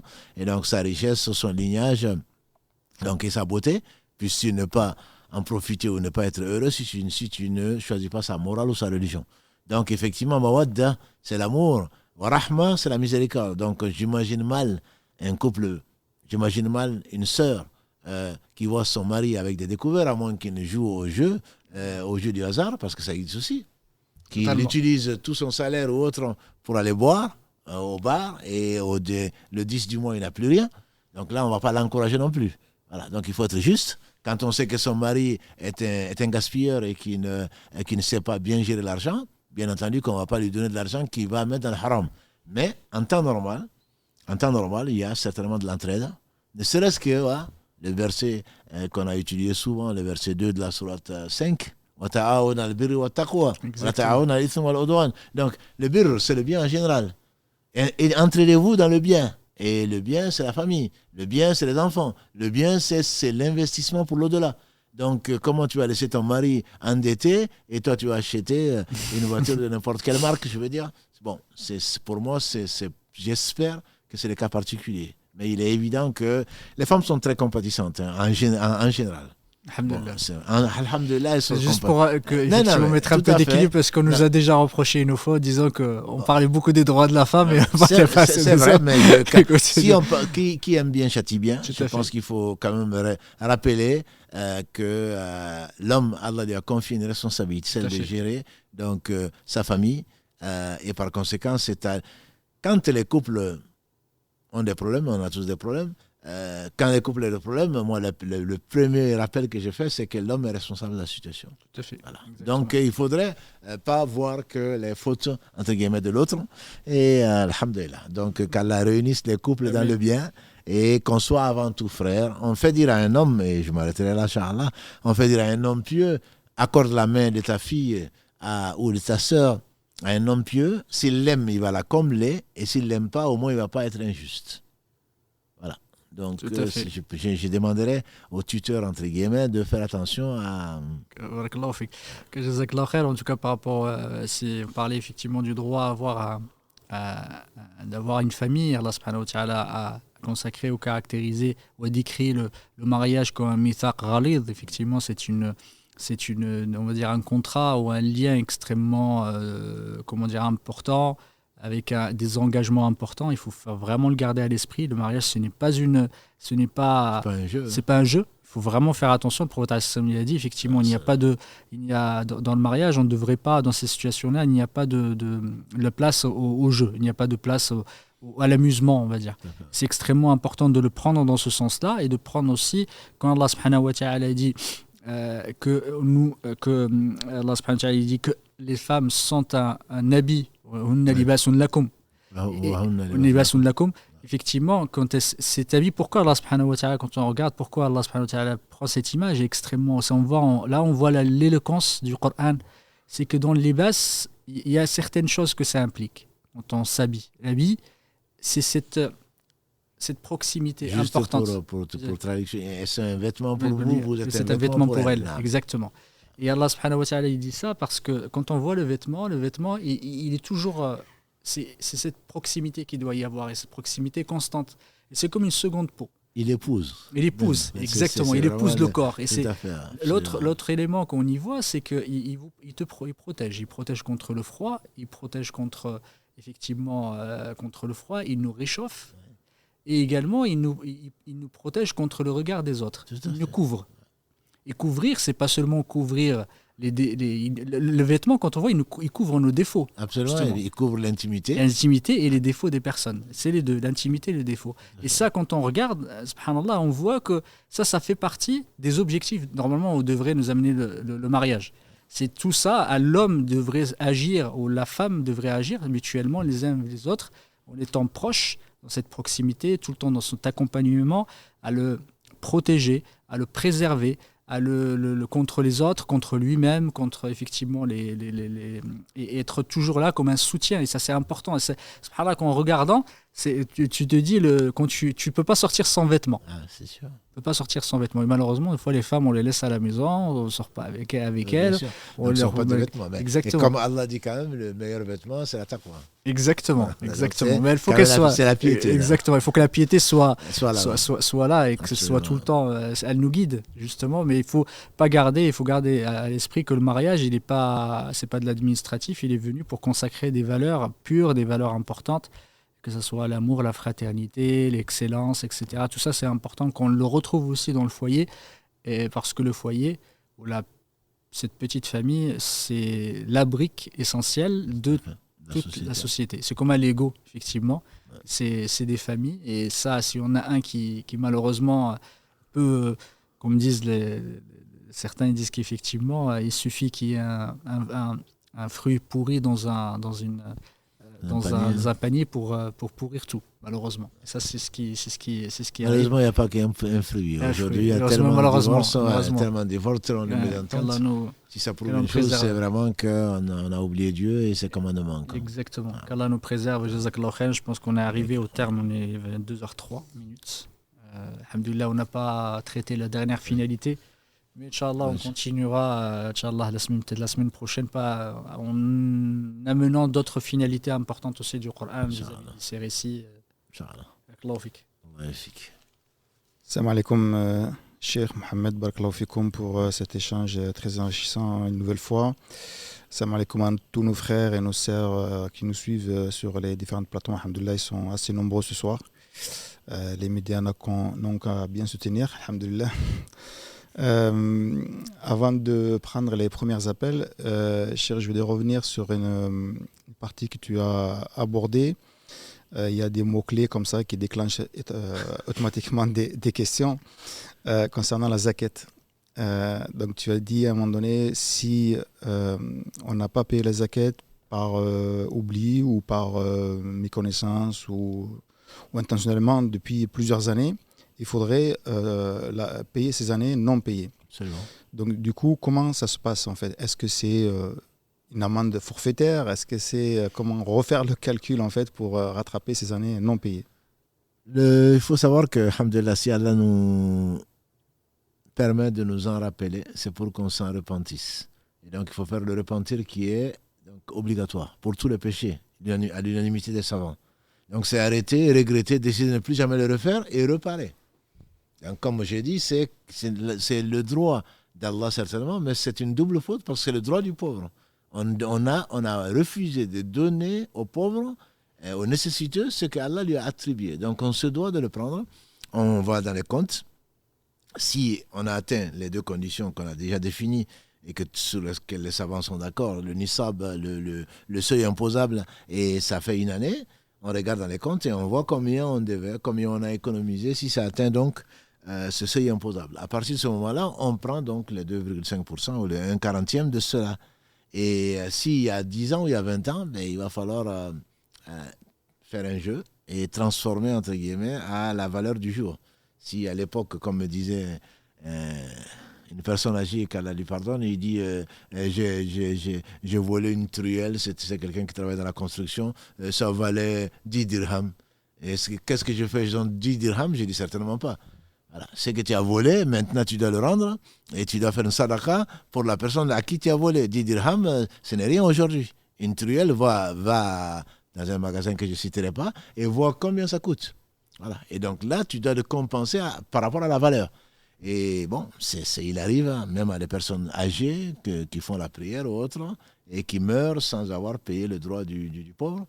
Et donc, c'est une dette C'est pour cela d'ailleurs que les savants, Allah subhanahu wa ta'ala, la sourate 4 et dans d'autres sourates, parlent donc de l'héritage. Et quand on parle de l'héritage, toujours c'est après le dayn. On prend d'abord le droit des autres, donc on doit, il y a des dettes. Même le martyr ne rentre pas au paradis s'il a des dettes, jusqu'à ce qu'un héritier le paye ou qu'on le prenne sur son argent. Donc il faut faire très très attention. Il faut calculer le plus exact possible et donner donc ce droit-là, même si c'est sur 10 ans, si c'est sur 20 ans, et estimer donc la valeur. On peut se tromper bien sûr, mais mieux vaut l'estimer à la hausse plutôt que l'estimer à la baisse. Wallahu a'lam. Et si le montant donc estimé n'est pas supportable par la personne aujourd'hui? Ben, si le montant estimé n'est pas supportable par la personne aujourd'hui, elle peut payer en plusieurs fois, comme elle le ferait mais là c'est sans intérêt. Elle peut payer à plusieurs fois, sinon elle l'écrit. Et c'est une dette pour elle. Si elle ne peut pas payer à la fin de sa vie, ses héritiers doivent payer si elle veut être tranquille dans l'au-delà. Si elle n'a pas d'héritier, si elle n'a personne, on prie Allah subhanahu wa ta'ala de lui pardonner. Mais elle doit l'écrire, c'est une dette. Je ne dis pas de passer forcément chez le notaire, mais c'est une dette. Elle doit l'écrire dans son testament. Je dois ça aux pauvres. Je n'ai pas payé la zakat, voilà. Mais si elle peut payer chaque mois un prélèvement automatique ou le payer chaque mois et le donner, quand j'ai dit donner aux pauvres, voilà, et elle doit donner aux pauvres ou à une association qui s'occupe de repartir cette zakat-là aux nécessiteux, etc. Ça existe, alhamdulillah. Sinon, elle le confie aux responsables des musulmans de son quartier ou là où la personne fait la prière pour que la personne puisse la redonner à des gens qui sont nécessiteux. Il y en a. Contrairement à ce que les gens pensent, il y en a. Il y en a, on dit non, en France, il n'y a pas de nécessité, c'est pas vrai. L'huissier passe souvent et on a beaucoup de demandes de gens qui sont chassés de leur... menacés en tout cas, d'être vidés de leur domicile parce qu'elles n'ont pas payé de loyer, parce qu'elles ont des milliers d'euros d'arriérés. Donc il faut qu'elles payent, c'est le droit du pauvre. Barakallah fik, Cheikh. Je vous propose de prendre un premier appel, Inch'Allah. Allô, salam alaikum. Wa alaykoum salam. Vous êtes en direct, Inch'Allah, on vous écoute. Shukran.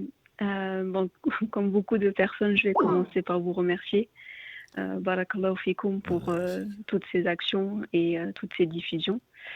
J'avais une question justement, on parle de la femme et entre amis, on a un sujet qui revient régulièrement, notamment sur la règle, en tout cas pour les femmes non mariées, pour pouvoir faire la Umrah. Ou pas d'ailleurs, du coup. Oui, votre question alors? La question du coup, c'est est-ce qu'une femme qui n'est pas mariée, donc sans mahram, a la possibilité d'aller faire la Umrah ou pas? Alhamdulillah, on est en France. Si vous téléphonez de France, on fait ce qu'on veut. Mais le professeur sallam a interdit à la femme de voyager seule, donc sans être accompagnée.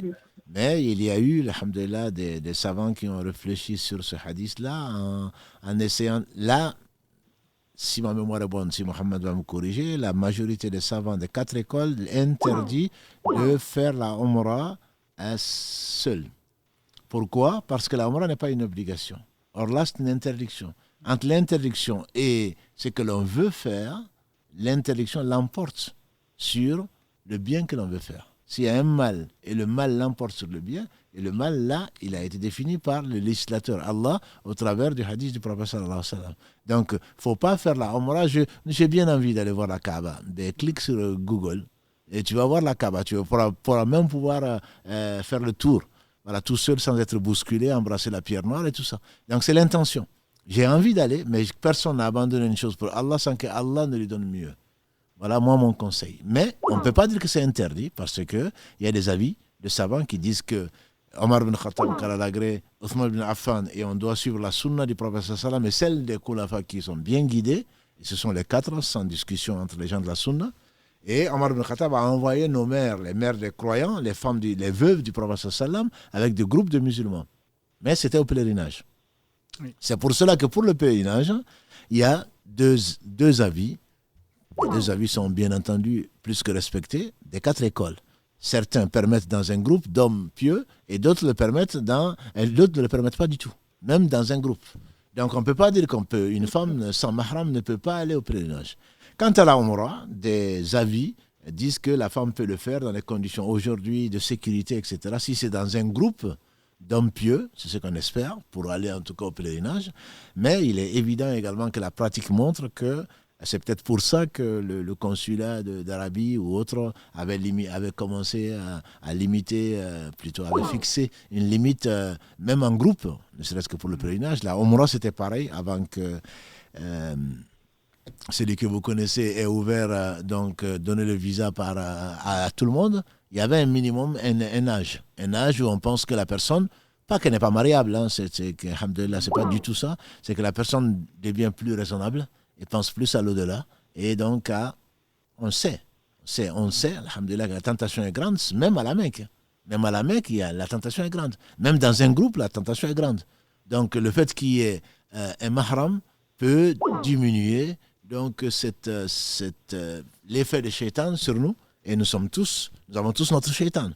Voilà. Donc, il y a un avis qui dit qu'elle peut le faire. Personne ne peut dire que c'est interdit. Simplement, on peut dire, je préfère, le conseil que je donnerais, c'est de ne pas le faire pour qu'Allah nous accorde la sécurité, qu'il nous accorde mieux, plus de piété, etc. Mais on ne peut pas dire que c'est interdit. Je n'ai pas entendu quelqu'un dire que c'est interdit, sauf certaines personnes qui disent non, c'est interdit parce qu'ils ne prennent que leur avis.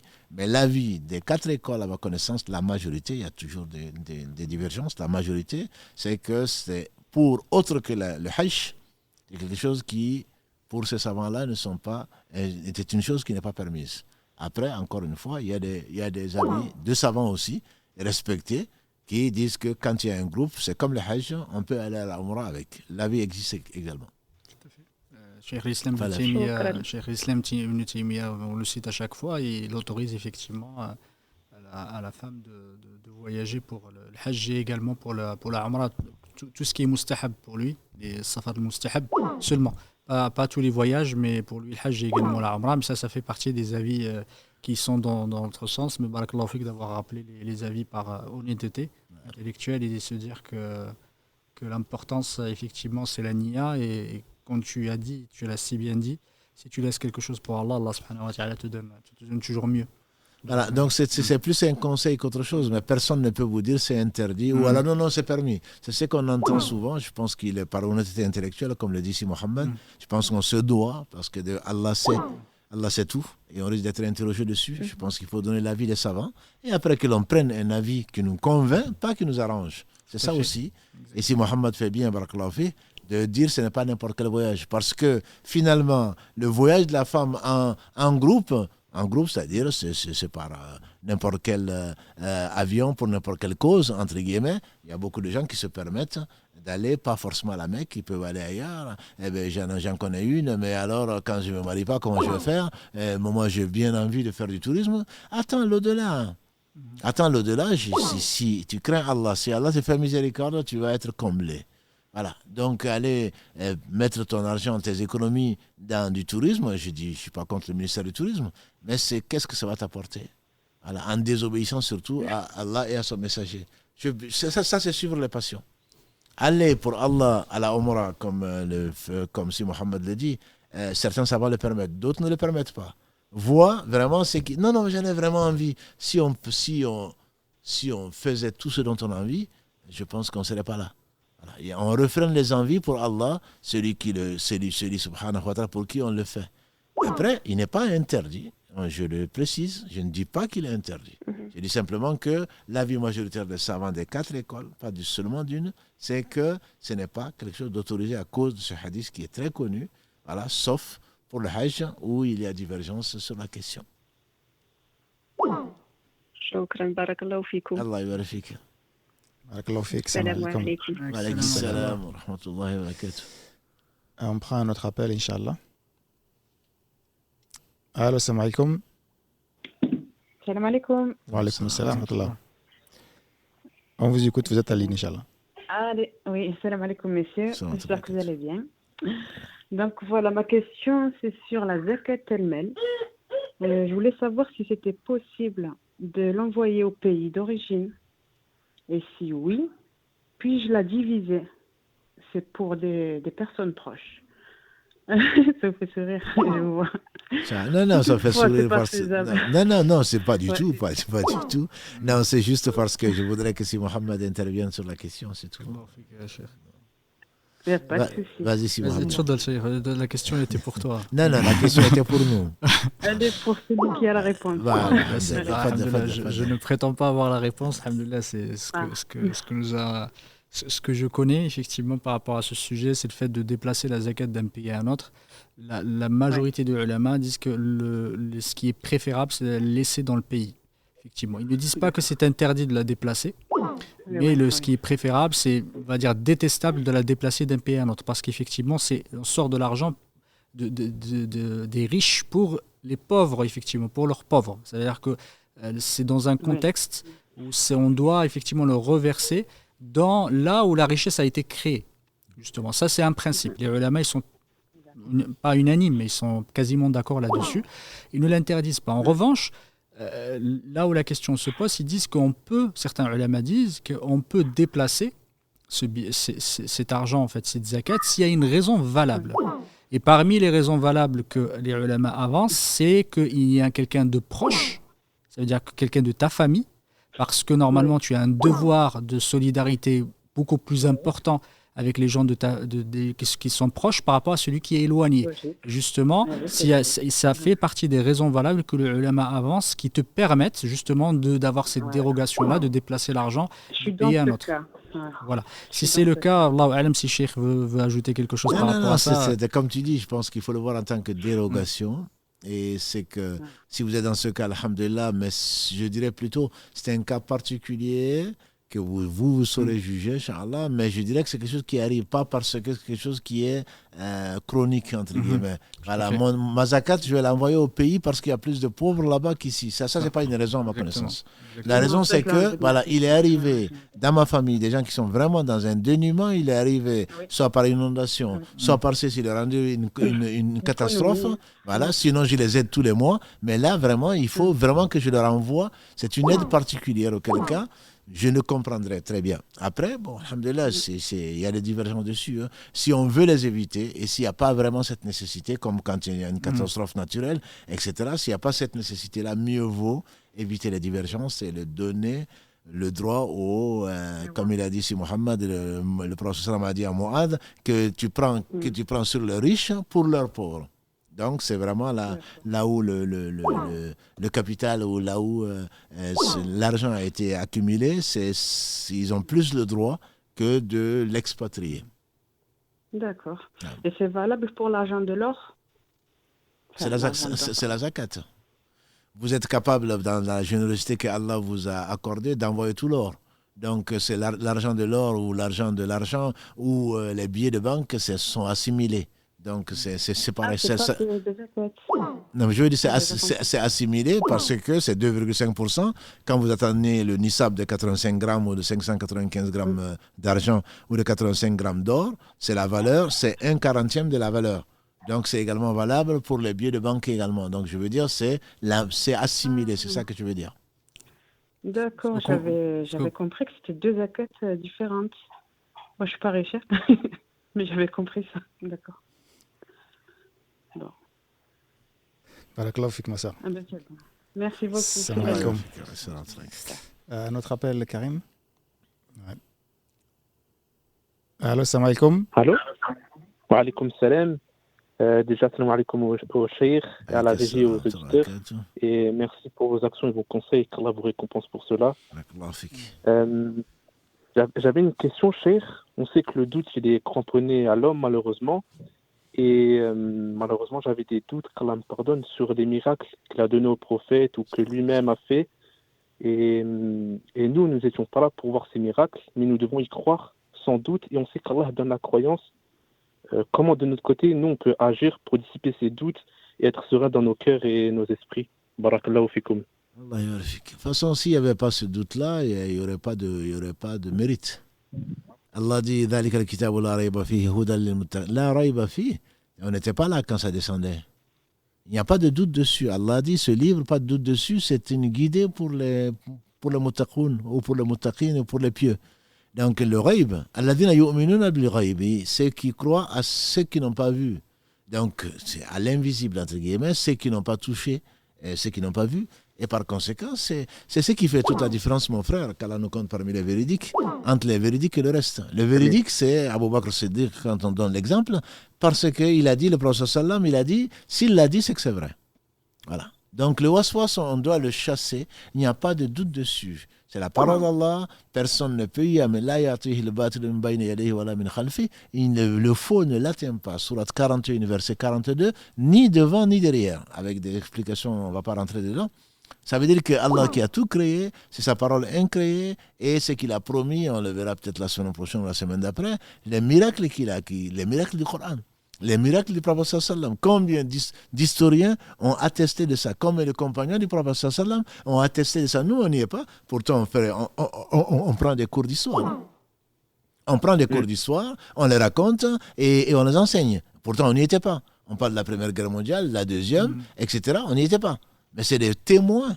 Et il y en a de moins en moins, bien sûr, forcément, ne serait-ce que ne serait-ce qu'à cause de la longévité. Il y en a de moins en moins. Ceux qui viendront après nous, est-ce qu'ils vont dire que la Première Guerre mondiale n'a pas existé? Nous, on croit à tous les prophètes. Pourquoi? Parce que on croit à Mohammed sallallahu alayhi wa sallam. Pourtant, on n'était pas là avec Ibrahim. On n'était pas là avec Nuh. Le déluge, on y croit. Celui qui n'y croit pas, il faut lui montrer les preuves. De l'Ancien Testament comme du Coran, et le Coran suffit qu'il y ait le déluge. Allah en a parlé dans combien de versets? Ah non, ça, il y a un doute quand même. C'est un phénomène surnaturel, c'est un phénomène naturel. Non, on y croit comme on croit qu'on va mourir. Voilà, donc il faut chasser. Le waswas n'est pas un problème. Le problème, c'est que le doute il s'installe. Donc, qui tu es? Et d'y apporter de l'attention, c'est ça? Hein? Et d'apporter de l'attention à ces waswas. Exactement. C'est pour cela que les savants, à ma connaissance, sont unanimes pour dire que tu laisses le waswas passer. Le prophète sallam a dit, voilà, il a dit, alayhi salatu wassalam, Shaitan ne va pas cesser de vous waswasser, comme le dirait quelqu'un d'autre, de vous apporter ce doute-là. Il va vous dire qui a créé ça, tu vas dire c'est Allah. Qui a créé ça, tu vas dire c'est Allah. Il va dire qui a créé Allah, tu dis amantu billah. Je crois en Allah. Voilà. Je ne vais pas rentrer, ah oui, bon, c'est vrai, c'est une bonne question. Ah oui, je ne m'étais jamais posé. Alors là, il va te noyer dans ton doute. Voilà. Donc c'est là tu vas à la certitude. Ilm al-yaqin, ayn al-yaqin et haqq al-yaqin. Ilm al-yaqin, comme on le fait dire à Ibn Qayyim, quand il fasse miséricorde, c'est la science certaine. C'est la science de la certitude. Je suis sûr, comme je suis sûr de mourir, que Mohammed sallallahu alayhi wa sallam a existé, qu'il ne parlait pas de lui-même, que Allah lui a révélé, que les miracles c'est facile à Allah, que la lune s'est fendue, surat 54, etc., etc. Et qu'il est parti au-dessus de 7 cieux, ça lui est facile. C'est comme ça qu'Abou Bakr est devenu Siddiq. Ah mais comment se fait-il? On n'y était pas. Et puis déjà, d'ailleurs, la fusée qui a été lancée aujourd'hui, elle a échoué. Et comment est-ce que sur Bourak, le prophète sallam peut aller à nuit au-dessus du 7e ciel? Il ne va pas atteindre quand même Vénus. Il ne va pas quand même... Donc ça, c'est ça. Là, on va s'installer et on va installer le doute. On va ouvrir son dos au shaitan. S'il l'a dit, c'est que c'est vrai. Voilà, c'est pour cela, bien entendu, qu'on est croyant et d'autres ne le sont pas. Donc il ne faut pas accorder de crédit à ces doutes-là. Après que l'on doute dans la vie, c'est normal. Mais par rapport à la révélation, si on a des doutes, c'est que il se peut qu'Allah nous ait lâchés. Les waswas, c'est normal. Et Shaitan ne va pas s'occuper. Si tu as des waswas, c'est que tu as la foi. Parce que ceux qui n'ont pas de foi, ils n'ont pas de waswas. Ils sont convaincus que ça n'existe pas. Voilà. Donc ça ne veut pas dire que j'ai des waswas, donc je ne suis pas croyant. Non, ce n'est pas ce que ça veut dire. C'est que j'ai des doutes, par contre, dans la tombe, comme l'a dit le prophète sallam. Nakir et Munkar alayhi salam vont venir, ils vont se demander Man Rabbouk, qui est ton Seigneur, quelle est ta religion, qu'est-ce que tu penses de Mohammed sallallahu alayhi wa sallam? Le croyant dira, parce que dans sa vie, il n'avait pas de doute, il avait des waswas, il n'avait pas de doute. Allah est mon Seigneur, l'islam est ma religion, Mohammed sallallahu alayhi wa sallam est le messager. Et il a dit, celui qui doute, ou l'hypocrite, ou le non-croyant, disant la adhéri, je ne sais pas. Parce que dans sa vie, il doutait de l'existence d'Allah, il doutait de la mission de Mohammed sallallahu alayhi wa sallam, il doutait du Coran. Là c'est vraiment le doute. C'est-à-dire que le doute s'est installé. C'est complètement différent du waswas. Wallahu a'lam. Et justement, comment rester ferme et ne pas apporter cette attention-là au West-West alors qu'elles nous gênent et qu'elles nous font du mal. Mais justement, pour être ferme, tu te rappelles Allah, tu dis Amantu Billah, tu demandes à Allah Yaka Na'budu Yaka Nasta'in, c'est ce que tu fais dans tes prières, convaincu que tu as besoin d'Allah. Je dirais même, c'est un délice. Le pauvre, quand il va voir le riche, il est sûr de revenir moins pauvre, pour ne pas dire, il est sûr de revenir riche. Et donc on s'adresse à Allah. C'est toi seul que j'adore, mais pour cela j'ai besoin de ton aide. Je prends Dieu à témoin que si, convaincu que Allah peut t'aider, Allah il va t'aider. Ça c'est certain. Donc il ne faut pas douter de ça. Allah il va t'aider. Si Satan nous amène jusqu'à douter de l'aide d'Allah, parce que l'aide n'est pas venue tout de suite, là certainement on est sur le mauvais versant.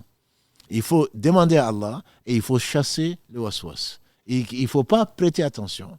Ça te traversera l'esprit forcément parce que tu es un humain, comme tu dis, c'est lié à l'humain et Satan a juré de nous amener tous en enfer. Donc il ne faut pas accorder de crédit. Ce n'est pas parce que ça te vient souvent que tu n'es pas croyant. Non. On dit que ne se croit à l'abri du doute ou autre chose que le non-croyant. Parce que tu es croyant, il veut te déstabiliser. Demande à Allah subhanahu wa ta'ala et sois ferme. Et qu'Allah te le facilite. Et merci à la régie, merci à vous et barakallahu fikoum. Allah pour vos enseignements. Salam alaikum. Avant de prendre notre appel, cher, j'ai une question qui me semble intéressante, où je reviens sur la zakat et donc ce qui n'a pas été versé. Est-ce qu'une personne récemment convertie doit-elle rattraper la zakat non versée? C'est effectivement une question qui est intéressante et qui t'intéresse, je vois. Non, une personne qui est convertie, alhamdulillah, tous ses péchés, elle n'avait pas de zakat à payer puisqu'elle n'était pas musulmane. Elle n'a pas de prière à rattraper puisqu'elle n'était pas musulmane. À partir du moment où elle s'est convertie, elle compte ce jour-là et ses économies. Elle a 50 000 euros dans son compte et s'est convertie. Et donc, l'année d'après, elle a 40 000 et donc elle prend un 2,1 donc de ces 40 000. Donc, elle donne donc 1 000 euros comme zakat. Mais elle n'a pas de... C'est pas rétroactif pour elle puisqu'elle n'était pas musulmane, donc elle n'est pas comptée comme quelqu'un qui devait la zakat. Donc c'est une très bonne question pour nos sœurs et nos frères qui sont rentrés récemment dans l'islam. Et elle compte, donc la personne compte à partir du jour où elle est rentrée dans l'islam. Et elle le compte 355 jours, c'est-à-dire en année lunaire. Et donc à l'anniversaire, moins 10 jours, elle voit si elle a toujours cette somme.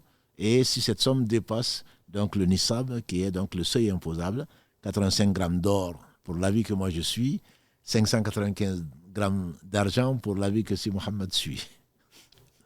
Voilà. Barakallahu fik, cher. On va prendre notre appel et juste avant de prendre l'appel, j'aimerais juste rappeler à nos frères et nos sœurs, comme il y a beaucoup d'appels, alhamdoulilah, donc soyez patients si on ne décroche pas de suite. Et ceux qui posent leurs questions, donc qui ont la chance en fait de poser leurs questions, soyez brefs, s'il vous plaît, dans votre posez juste une seule question pour ne pas prendre trop de temps par rapport aux autres, Inch'Allah. Barakallahu fikum. On prend notre appel. Allô, salam alaikum. Salam alaikum. Wa alaikum salam wa rahmatullah. Voilà, moi ce que je voudrais savoir, c'est comment ça se fait qu'Allah Azzawajal accorde la guidée à certaines personnes, subhanallah. C'est quand même un privilège d'avoir été choisi par notre Seigneur. Et ces personnes-là, une fois qu'elles sont dans le dîn, elles continuent leur péché, elles continuent à pratiquer de la sorcellerie, à faire du mal, alors qu'on est censé s'améliorer. Je me dis comment ça se fait, puisqu'Allah c'est l'omniscient.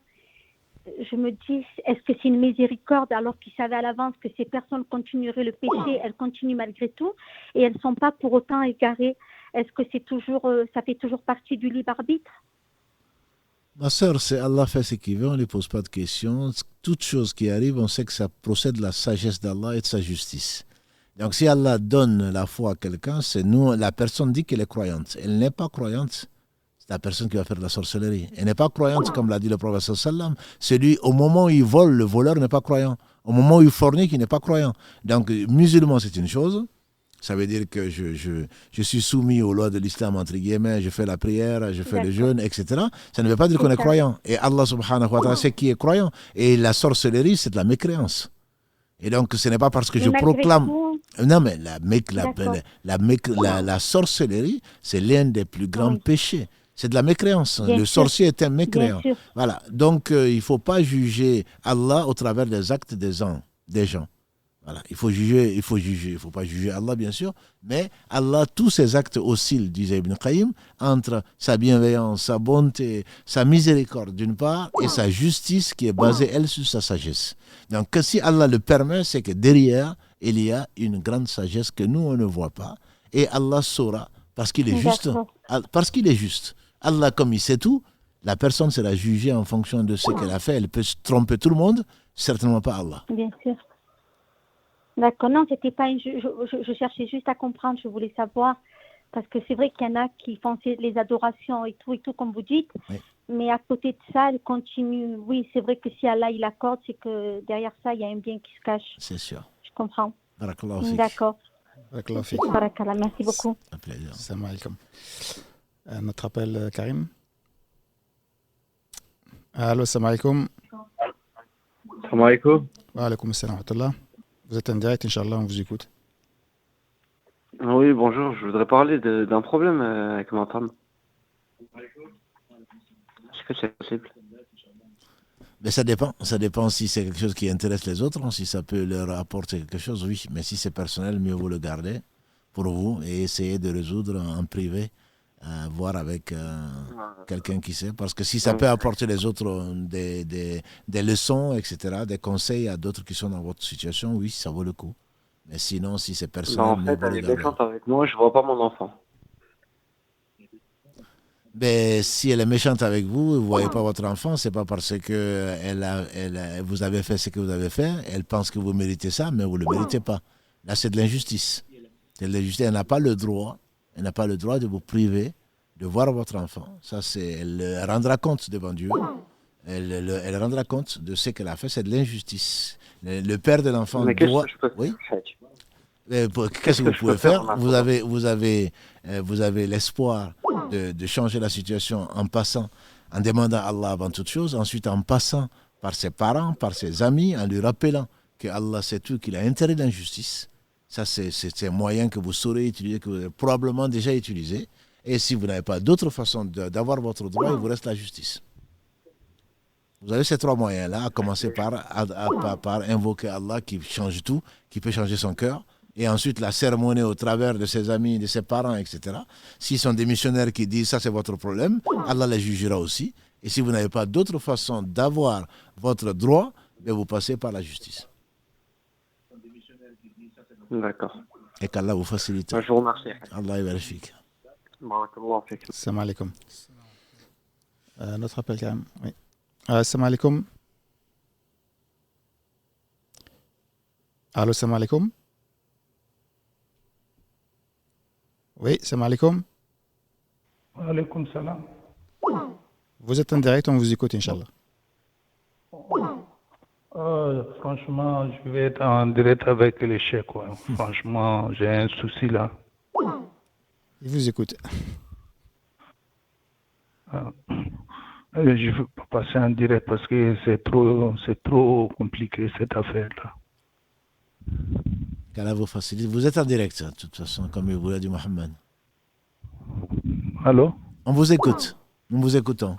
Non, je veux pas passer en direct parce que le problème est trop sérieux pour exposer ça en direct. Ouais. Donc là, vous n'avez pas la possibilité de passer donc le coup de téléphone. C'est qui les gens attendent pour poser des questions, donc pour être en direct. Là, vous êtes vraiment, c'est un numéro qui a été créé pour ça. Et donc, c'est pour le live et vous ne pouvez pas.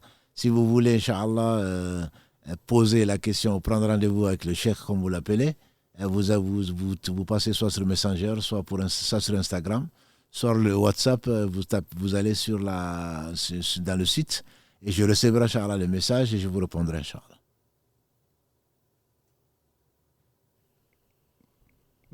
Barakallahu fik, salam alaikum. Notre appel, allez. Allô, salam alaikum. Oui, salam alaikum. Alaikum salam, pardon. J'espère que vous allez tous bien. Encore, merci pour toutes ces vidéos, tous ces directs que vous faites qui sont très très bénéfiques pour la communauté. J'avais une question concernant la prière. à savoir, moi j'ai trouvé plutôt une possibilité de faire mes prières à l'heure au travail. Pour faire court, c'est dans un endroit où il peut y avoir du passage. Les gens sont pas forcément au courant que je prie là-bas. Certaines personnes oui, certaines personnes non. C'est-à-dire que je fais mes prières à l'heure, mais on va dire un peu dans la crainte que quelqu'un arrive à l'impromptu. Du coup, ça voudrait dire que je ne suis pas forcément à 100% concentrée dans mes prières et un petit peu à l'affût de ce qui se passe autour, mais ça me permet de faire mes prières à l'heure. Donc j'aurais voulu savoir quel serait votre avis ou votre conseil, je ne sais pas, est-ce qu'il vaut mieux les rattraper chez moi de manière plus sereine ou quand même procéder comme je fais maintenant. Alhamdulillah, qu'Allah te facilite son adoration. C'est preuve de foi, alhamdulillah, même d'abnégation et de patience en prenant le risque, peut-être même d'être vu et sanctionné d'une façon ou d'une autre. Mais l'amour d'Allah et son obéissance passent. Vous l'avez fait passer devant cette crainte-là, donc vous avez raison. Il faut, alhamdulillah, c'est une faveur d'Allah et surtout, il ne faut pas renoncer, même pas avoir le choix. C'est que rentrer, un jour vous rentrerez peut-être pas. Dieu seul sait, on va mourir. Donc il ne faudrait pas attendre parce qu'il se peut qu'on meure avant de rentrer. Ce sera une dette dans la mesure où c'est passé, premièrement. Deuxièmement, ce que vous faites, il se peut que votre prière soit 100 fois plus récompensée par Allah que si vous la faisiez chez vous. Parce que chez vous, si vous êtes concentré à 100%, je vous demanderai de prier pour moi. Parce que même chez vous, le prophète sallam a dit chacun d'entre vous n'aura de sa prière que 50%. Donc si vous êtes à 100%, c'est que masha'Allah. Donc voilà. Donc on ne se concentre jamais à 100%. Et effectivement, être à l'affût de l'impromptu, c'est tout à fait normal. Vous avez peur et vous demandez à Allah avant. Ensuite, vous le faites.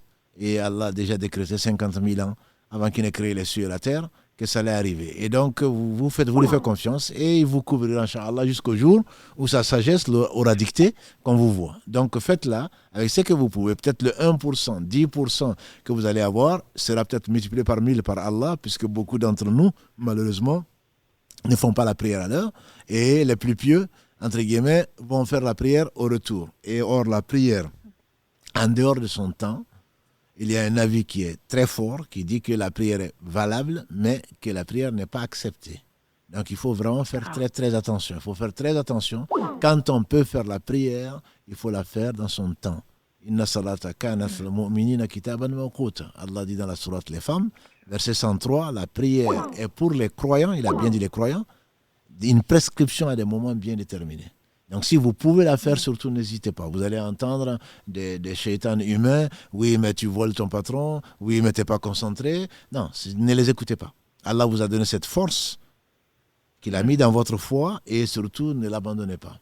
Ensuite, alhamdulillah, Allah, voilà. Donc je remercie Allah pour ça et pour le reste. Donc moi je vous encourage et je vous félicite pour ce qu'Allah a permis que vous puissiez faire.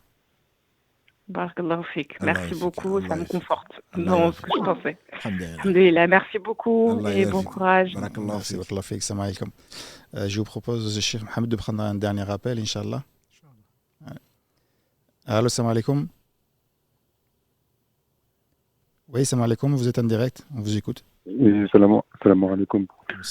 Tout d'abord, je vous remercie pour tout. Ça fait longtemps que je regarde vos vidéos et vous m'avez aidé pour beaucoup de choses. Là, j'avais listé une série de 3 questions et je vais en poser qu'une vu que je vous ai entendu tout à l'heure. Je voulais savoir si on pouvait effacer ses péchés sans en être impacté, avec un repentir sincère. Effacer les péchés, certainement. Allah, il aime les gens qui sont repentants. Simplement, il faudrait être sincère, avec des conditions. Certainement, Allah efface mieux.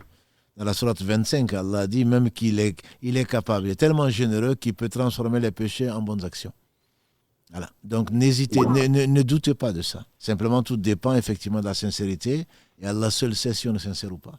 Donc, il faut vraiment être sincère. Si on est sincère, c'est Allah subhanahu wa ta'ala est capable de toutes choses. Et c'est Allah qui nous a permis de revenir vers lui, grâce à lui, pour pouvoir justement, par amour pour nous, pour pouvoir nous effacer nos péchés et ne pas nous châtier ni ici-bas ni dans l'au-delà.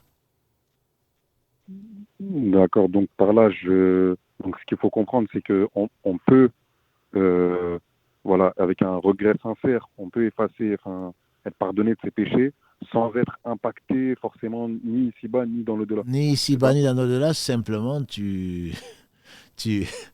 très probablement, enfin même de façon sûre, Allah va t'amener au jour du jugement dernier devant lui en te couvrant de sa miséricorde et d'un voile que les autres ne vont pas entendre. N'est-ce pas que tu as posé cette question-là, peut-être au live, peut-être que tu as fait ceci et tel péché, tu diras oui Seigneur, c'est vrai.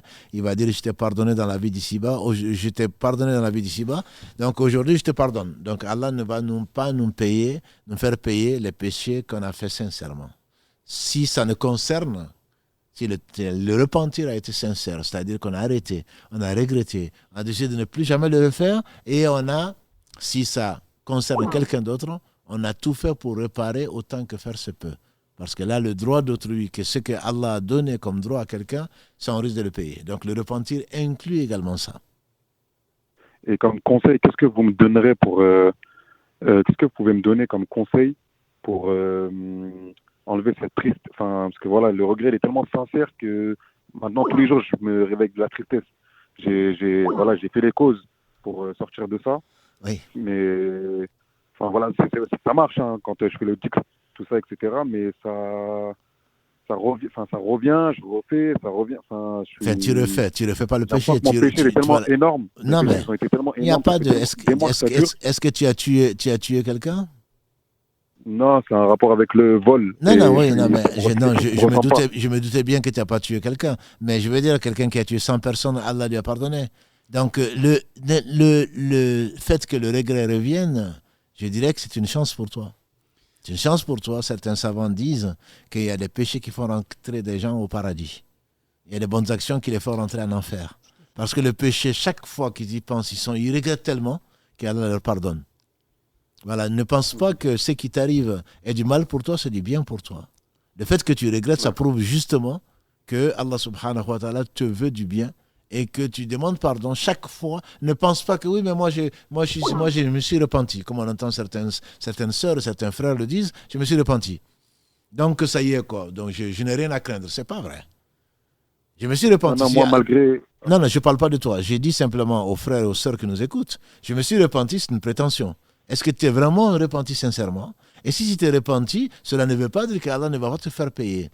Et qu'on doit craindre que Allah, 1, ne l'accepte pas. 2, qu'on ne soit pas sincère. Et 3, qu'Allah ne nous punisse pas pour ça. Et s'il nous punissait, ce serait tout à fait en pure justice. Donc le fait que tu le regrettes, c'est bon signe pour toi. Par contre, s'il s'agit de vol, il faudrait que tu rendes ce que tu as pris. Ça, c'est une obligation. Et si tu ne peux pas le faire, voilà, là, si tu peux bien sûr le rendre. Si tu ne peux pas le faire, il n'y a que le regret qui est là pour le faire et demander à Allah subhanahu wa ta'ala de donner à ces personnes-là, là où tu l'as pris, de leur donner mieux, de le regretter jusqu'à la fin de ta vie. Est-ce qu'il n'y a qu'une manière de rendre ce que j'ai pris ou je peux, parce que tout à l'heure, je n'ai pas bien compris le principe avec la zakat. Si je fais peut-être j'ai mal compris.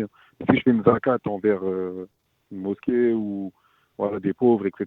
Est-ce que ça a l'équivalence comme si j'avais remboursé les personnes concernées? Inch'Allah, je vais répondre rapidement pour laisser la parole à Si Mohamed pour compléter. D'accord. C'est-à-dire que non, pas du tout. C'est une question qui est plus que d'actualité. C'est-à-dire que si tu connais les personnes, il te faut les rendre. Si tu peux pas les affronter, il te faut le faire passer. Ce qui leur appartient. Ce qui leur appartient, leur appartient. Et si tu ne les connais pas, parce que tu as quitté ta vie, parce que tu as volé partout, si tu ne connais pas, cet argent-là, tu le prends et tu le dépenses dans le bien avec l'intention que Allah en fasse profiter aux gens qui ont été abusés. Voilà. Et donc là, tu pourras, Inch'Allah, même si tu ne vas pas les voir en disant excuse-moi, je t'avais piqué ceci ou ceci, cela, même si tu ne peux pas, même s'ils sont morts ou tu n'as plus de nouvelles, si tu sais que c'est une personne particulière, tu le dois à ses héritiers. Si tu connais des héritiers, mais tu ne connais pas d'héritier, tu ne connais pas la personne, alors certainement donne-le à une œuvre humanitaire, être humanitaire, ça peut être une mosquée, ça peut être les orphelins, ça peut être construire un puits, ça peut être machin, mais pas avec autre intention que Allah te pardonne et qu'il fasse profiter ces gens, même si c'est les non-musulmans. C'est leur droit, c'est ça qu'il faut voir. Si on a pris leur droit, Allah est juste. Donc j'espère avoir été clair et je laisse la parole à Sidi Mohamed pour... voilà. Barakallahu fik. C'est très clair. Merci beaucoup. Ça m'a aidé. Merci beaucoup. Salam alaikum. Alayka salam wa rahmatullahi wa barakatuh. C'était bien clair. Alhamdulillah. Barakallahu fik. Barakallahu fik, mon frère. Ce que je vous propose, moi, si tu me le permets, c'est que la prochaine fois, quand on dit qu'une question et que la personne pose 2 questions, on fait payer, Inch'Allah, 5 €, comme ça, on va aider la mosquée, Inch'Allah. 5 €, je pense que ce n'est pas suffisant. Sinon, ils vont tous poser 3 questions. Alhamdulillah. Ça fera toujours une petite rentrée d'argent pour la mosquée, Inch'Allah. En tout cas, barakallahu fikum, et on s'excuse une nouvelle fois pour toutes les personnes qui ont appelé, qui ont insisté, et qui n'ont pas eu la chance d'être pris en ligne. Alhamdulillah, on fait ce qu'on peut avec les moyens que l'on a, et n'hésitez pas encore une nouvelle fois de revenir la semaine prochaine si vous voulez poser la question en direct, sinon d'envoyer un message par les différents réseaux sociaux, en tout cas celui sur lequel vous nous suivez, soit sur Facebook ou sur Instagram ou d'autres. Et on essaiera de vous répondre dès que possible, Inch'Allah. Moi, j'aurais juste 2 questions que j'ai quand même retenues dans les commentaires que j'aimerais te poser, cher, avant de terminer ce live. C'est concernant, encore une fois, la prière, et notamment, comme la sœur avait posé la question sur le fait qu'elle faisait la prière au travail avec du stress, en sachant qu'elle était plus ou moins cachée pour prier. Une sœur dit aussi, moi j'ai pris, mais dans les toilettes qui sont propres, mais voilà, c'est pour avoir une intimité, pour prier. Donc dans ce cas-là, est-ce qu'elle peut continuer de cette façon-là, ou est-ce que là, il vaut mieux attendre de rentrer chez soi? Il ne faut jamais attendre de rentrer chez soi. J'ai dit un jour, on risque de ne pas rentrer chez soi. Car la facilité aux croyants, parce qu'elle est croyante, autrement elle ne ferait pas la prière. Elle fait tout, malgré en se cachant, en prenant tous les risques, jusque dans les toilettes. Simplement, prier dans les toilettes, c'est interdit. C'est connu des savants. La fatwa que l'on trouve de l'imam du Cheikh Ibn Baz, qu'Allah fasse miséricorde, concernait un cas très particulier de quelqu'un qui s'était converti, qui ne pouvait pas prier. Et dans la fatwa, il donne un cas particulier de pouvoir refermer le couvercle pour prier s'il n'y a que ça. Mais ce n'est pas une fatwa générale qui est applicable à tout le monde et qu'on va faire tous les jours. Voilà. Donc, elle prie Allah subhanahu wa ta'ala de lui ouvrir une porte. Et je suis témoin, et les gens qui me connaissent savent de quoi je parle. Donc, nous, on sortait, alhamdulillah, à côté du lieu de travail avec un morceau de carton. On priait jusqu'au jour où une chrétienne, la guide, m'a dit qu'il y avait un endroit meilleur. Voilà. Donc, tant qu'on est en mauvaise conscience et qu'on essaie de tout faire, Allah va ouvrir. Il faut pas la facilité, c'est le paradis et la marchandise d'Allah. Et le paradis est cher. Donc, Allah nous met à l'épreuve. S'il avait voulu, on vivrait tous à la Mecque. Et on ferait toutes nos prières dans la Kaaba, 100 000 prières. Mais il se peut que cette prière que nous faisons au travail, il se peut qu'elle la compte comme 100 000 prières. Ça lui est facile. Voilà, c'est une épreuve, pas plus que ça. Donc, il faut qu'elle demande à Allah subhanahu wa ta'ala qu'elle évite les toilettes. Salle de bain, les salles d'eau, c'est déconseillé, mais on peut y prier. Si elle trouve un autre endroit qui est meilleur, mais les toilettes, c'est interdit. Toilettes, c'est interdit. Donc, qu'elle prie debout, je ne vais pas dire coucher au travail, qu'elle prie debout, assise, ou tout ce qu'elle peut faire, et Allah sait dans quelle situation il l'a mise, et qu'elle a voulu démontrer son attachement à son Seigneur subhanahu wa ta'ala, puisque la prière, n'est-ce pas, c'est la chose la plus aimée d'Allah subhanahu wa ta'ala après la foi. Donc, on ne peut pas lui conseiller de se contenter pour se concentrer d'aller dans les toilettes. Il faudrait qu'elle trouve un espace où il n'y a pas de toilettes. On ne doit pas prier dans les toilettes, à ma connaissance, sauf si Mohammed me dit le contraire. À ma connaissance, il n'y a pas de divergence dessus, quoi. Et ce sont des lieux sales, et même si c'est parfumé, même si c'est propre, on ne doit pas le faire. Une salle d'eau, autre que ça, est déconseillée, mais au moins on pourrait le faire là, parce qu'elle n'a pas le choix. S'il y a des toilettes, j'espère qu'il y a une salle d'eau, où il y a des chasses. Et bien, des chasses, j'entends un endroit où on n'entre pas dans les toilettes, etc. Et Allah lui ouvrira. Je suis convaincu que dans sa prière de nuit, avant le Fajr ou ailleurs, elle est tellement stressée, elle aimerait tellement prier son Seigneur que son Seigneur va lui faciliter. En tout cas, c'est ma conviction. Si je peux me permettre, cher, et tu rebondiras dessus. très souvent aussi, ce qu'il arrive, c'est qu'on se met des barrières nous-mêmes. C'est-à-dire que des fois, il vaut mieux aller voir le responsable et lui dire clairement les choses et voir s'il y a une possibilité de trouver un endroit pour prier dignement, plutôt que de se dire, en fait, avant même de poser la question, on dit non, en fait, avec tout ce qui se passe, et on comprend que médiatiquement, aujourd'hui, il y a énormément de pression là-dessus, mais dans la vie réelle, en vérité, les choses peuvent se passer parfaitement. Je ne sais pas si tu peux rebondir dessus. Non, mais tout à fait, Barakallahu Fik, c'est une très bonne remarque.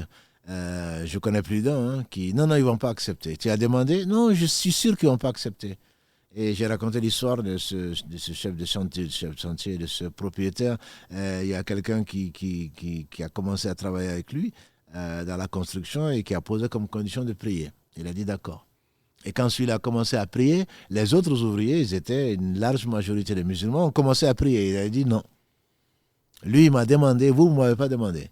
Voilà. Parce que les autres, maintenant qu'il a permis ça, donc voilà, c'est quelqu'un, masha'Allah, il aime l'islam, il est tolérant. Oui, mais est-ce que vous l'avez demandé ou vous ne l'avez pas demandé? Voilà. Donc il faut demander, il faut prier Allah bien sûr, il faut demander, et si la personne refuse, il faut quand même la faire. Mais au moins on aura demandé, et il se peut qu'Allah effectivement facilite.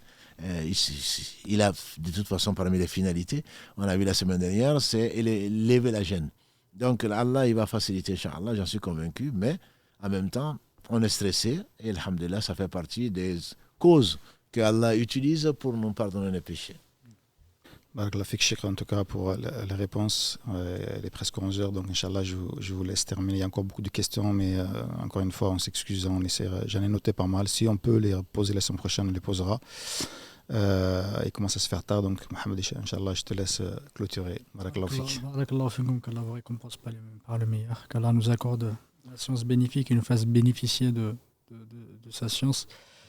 سبحانك اللهم وبحمدك أشهد أن لا إله إلا أنت أستغفرك وأتوب إليك سبحان ربك رب العزة عما يصفون وسلام على المرسلين والحمد لله رب العالمين.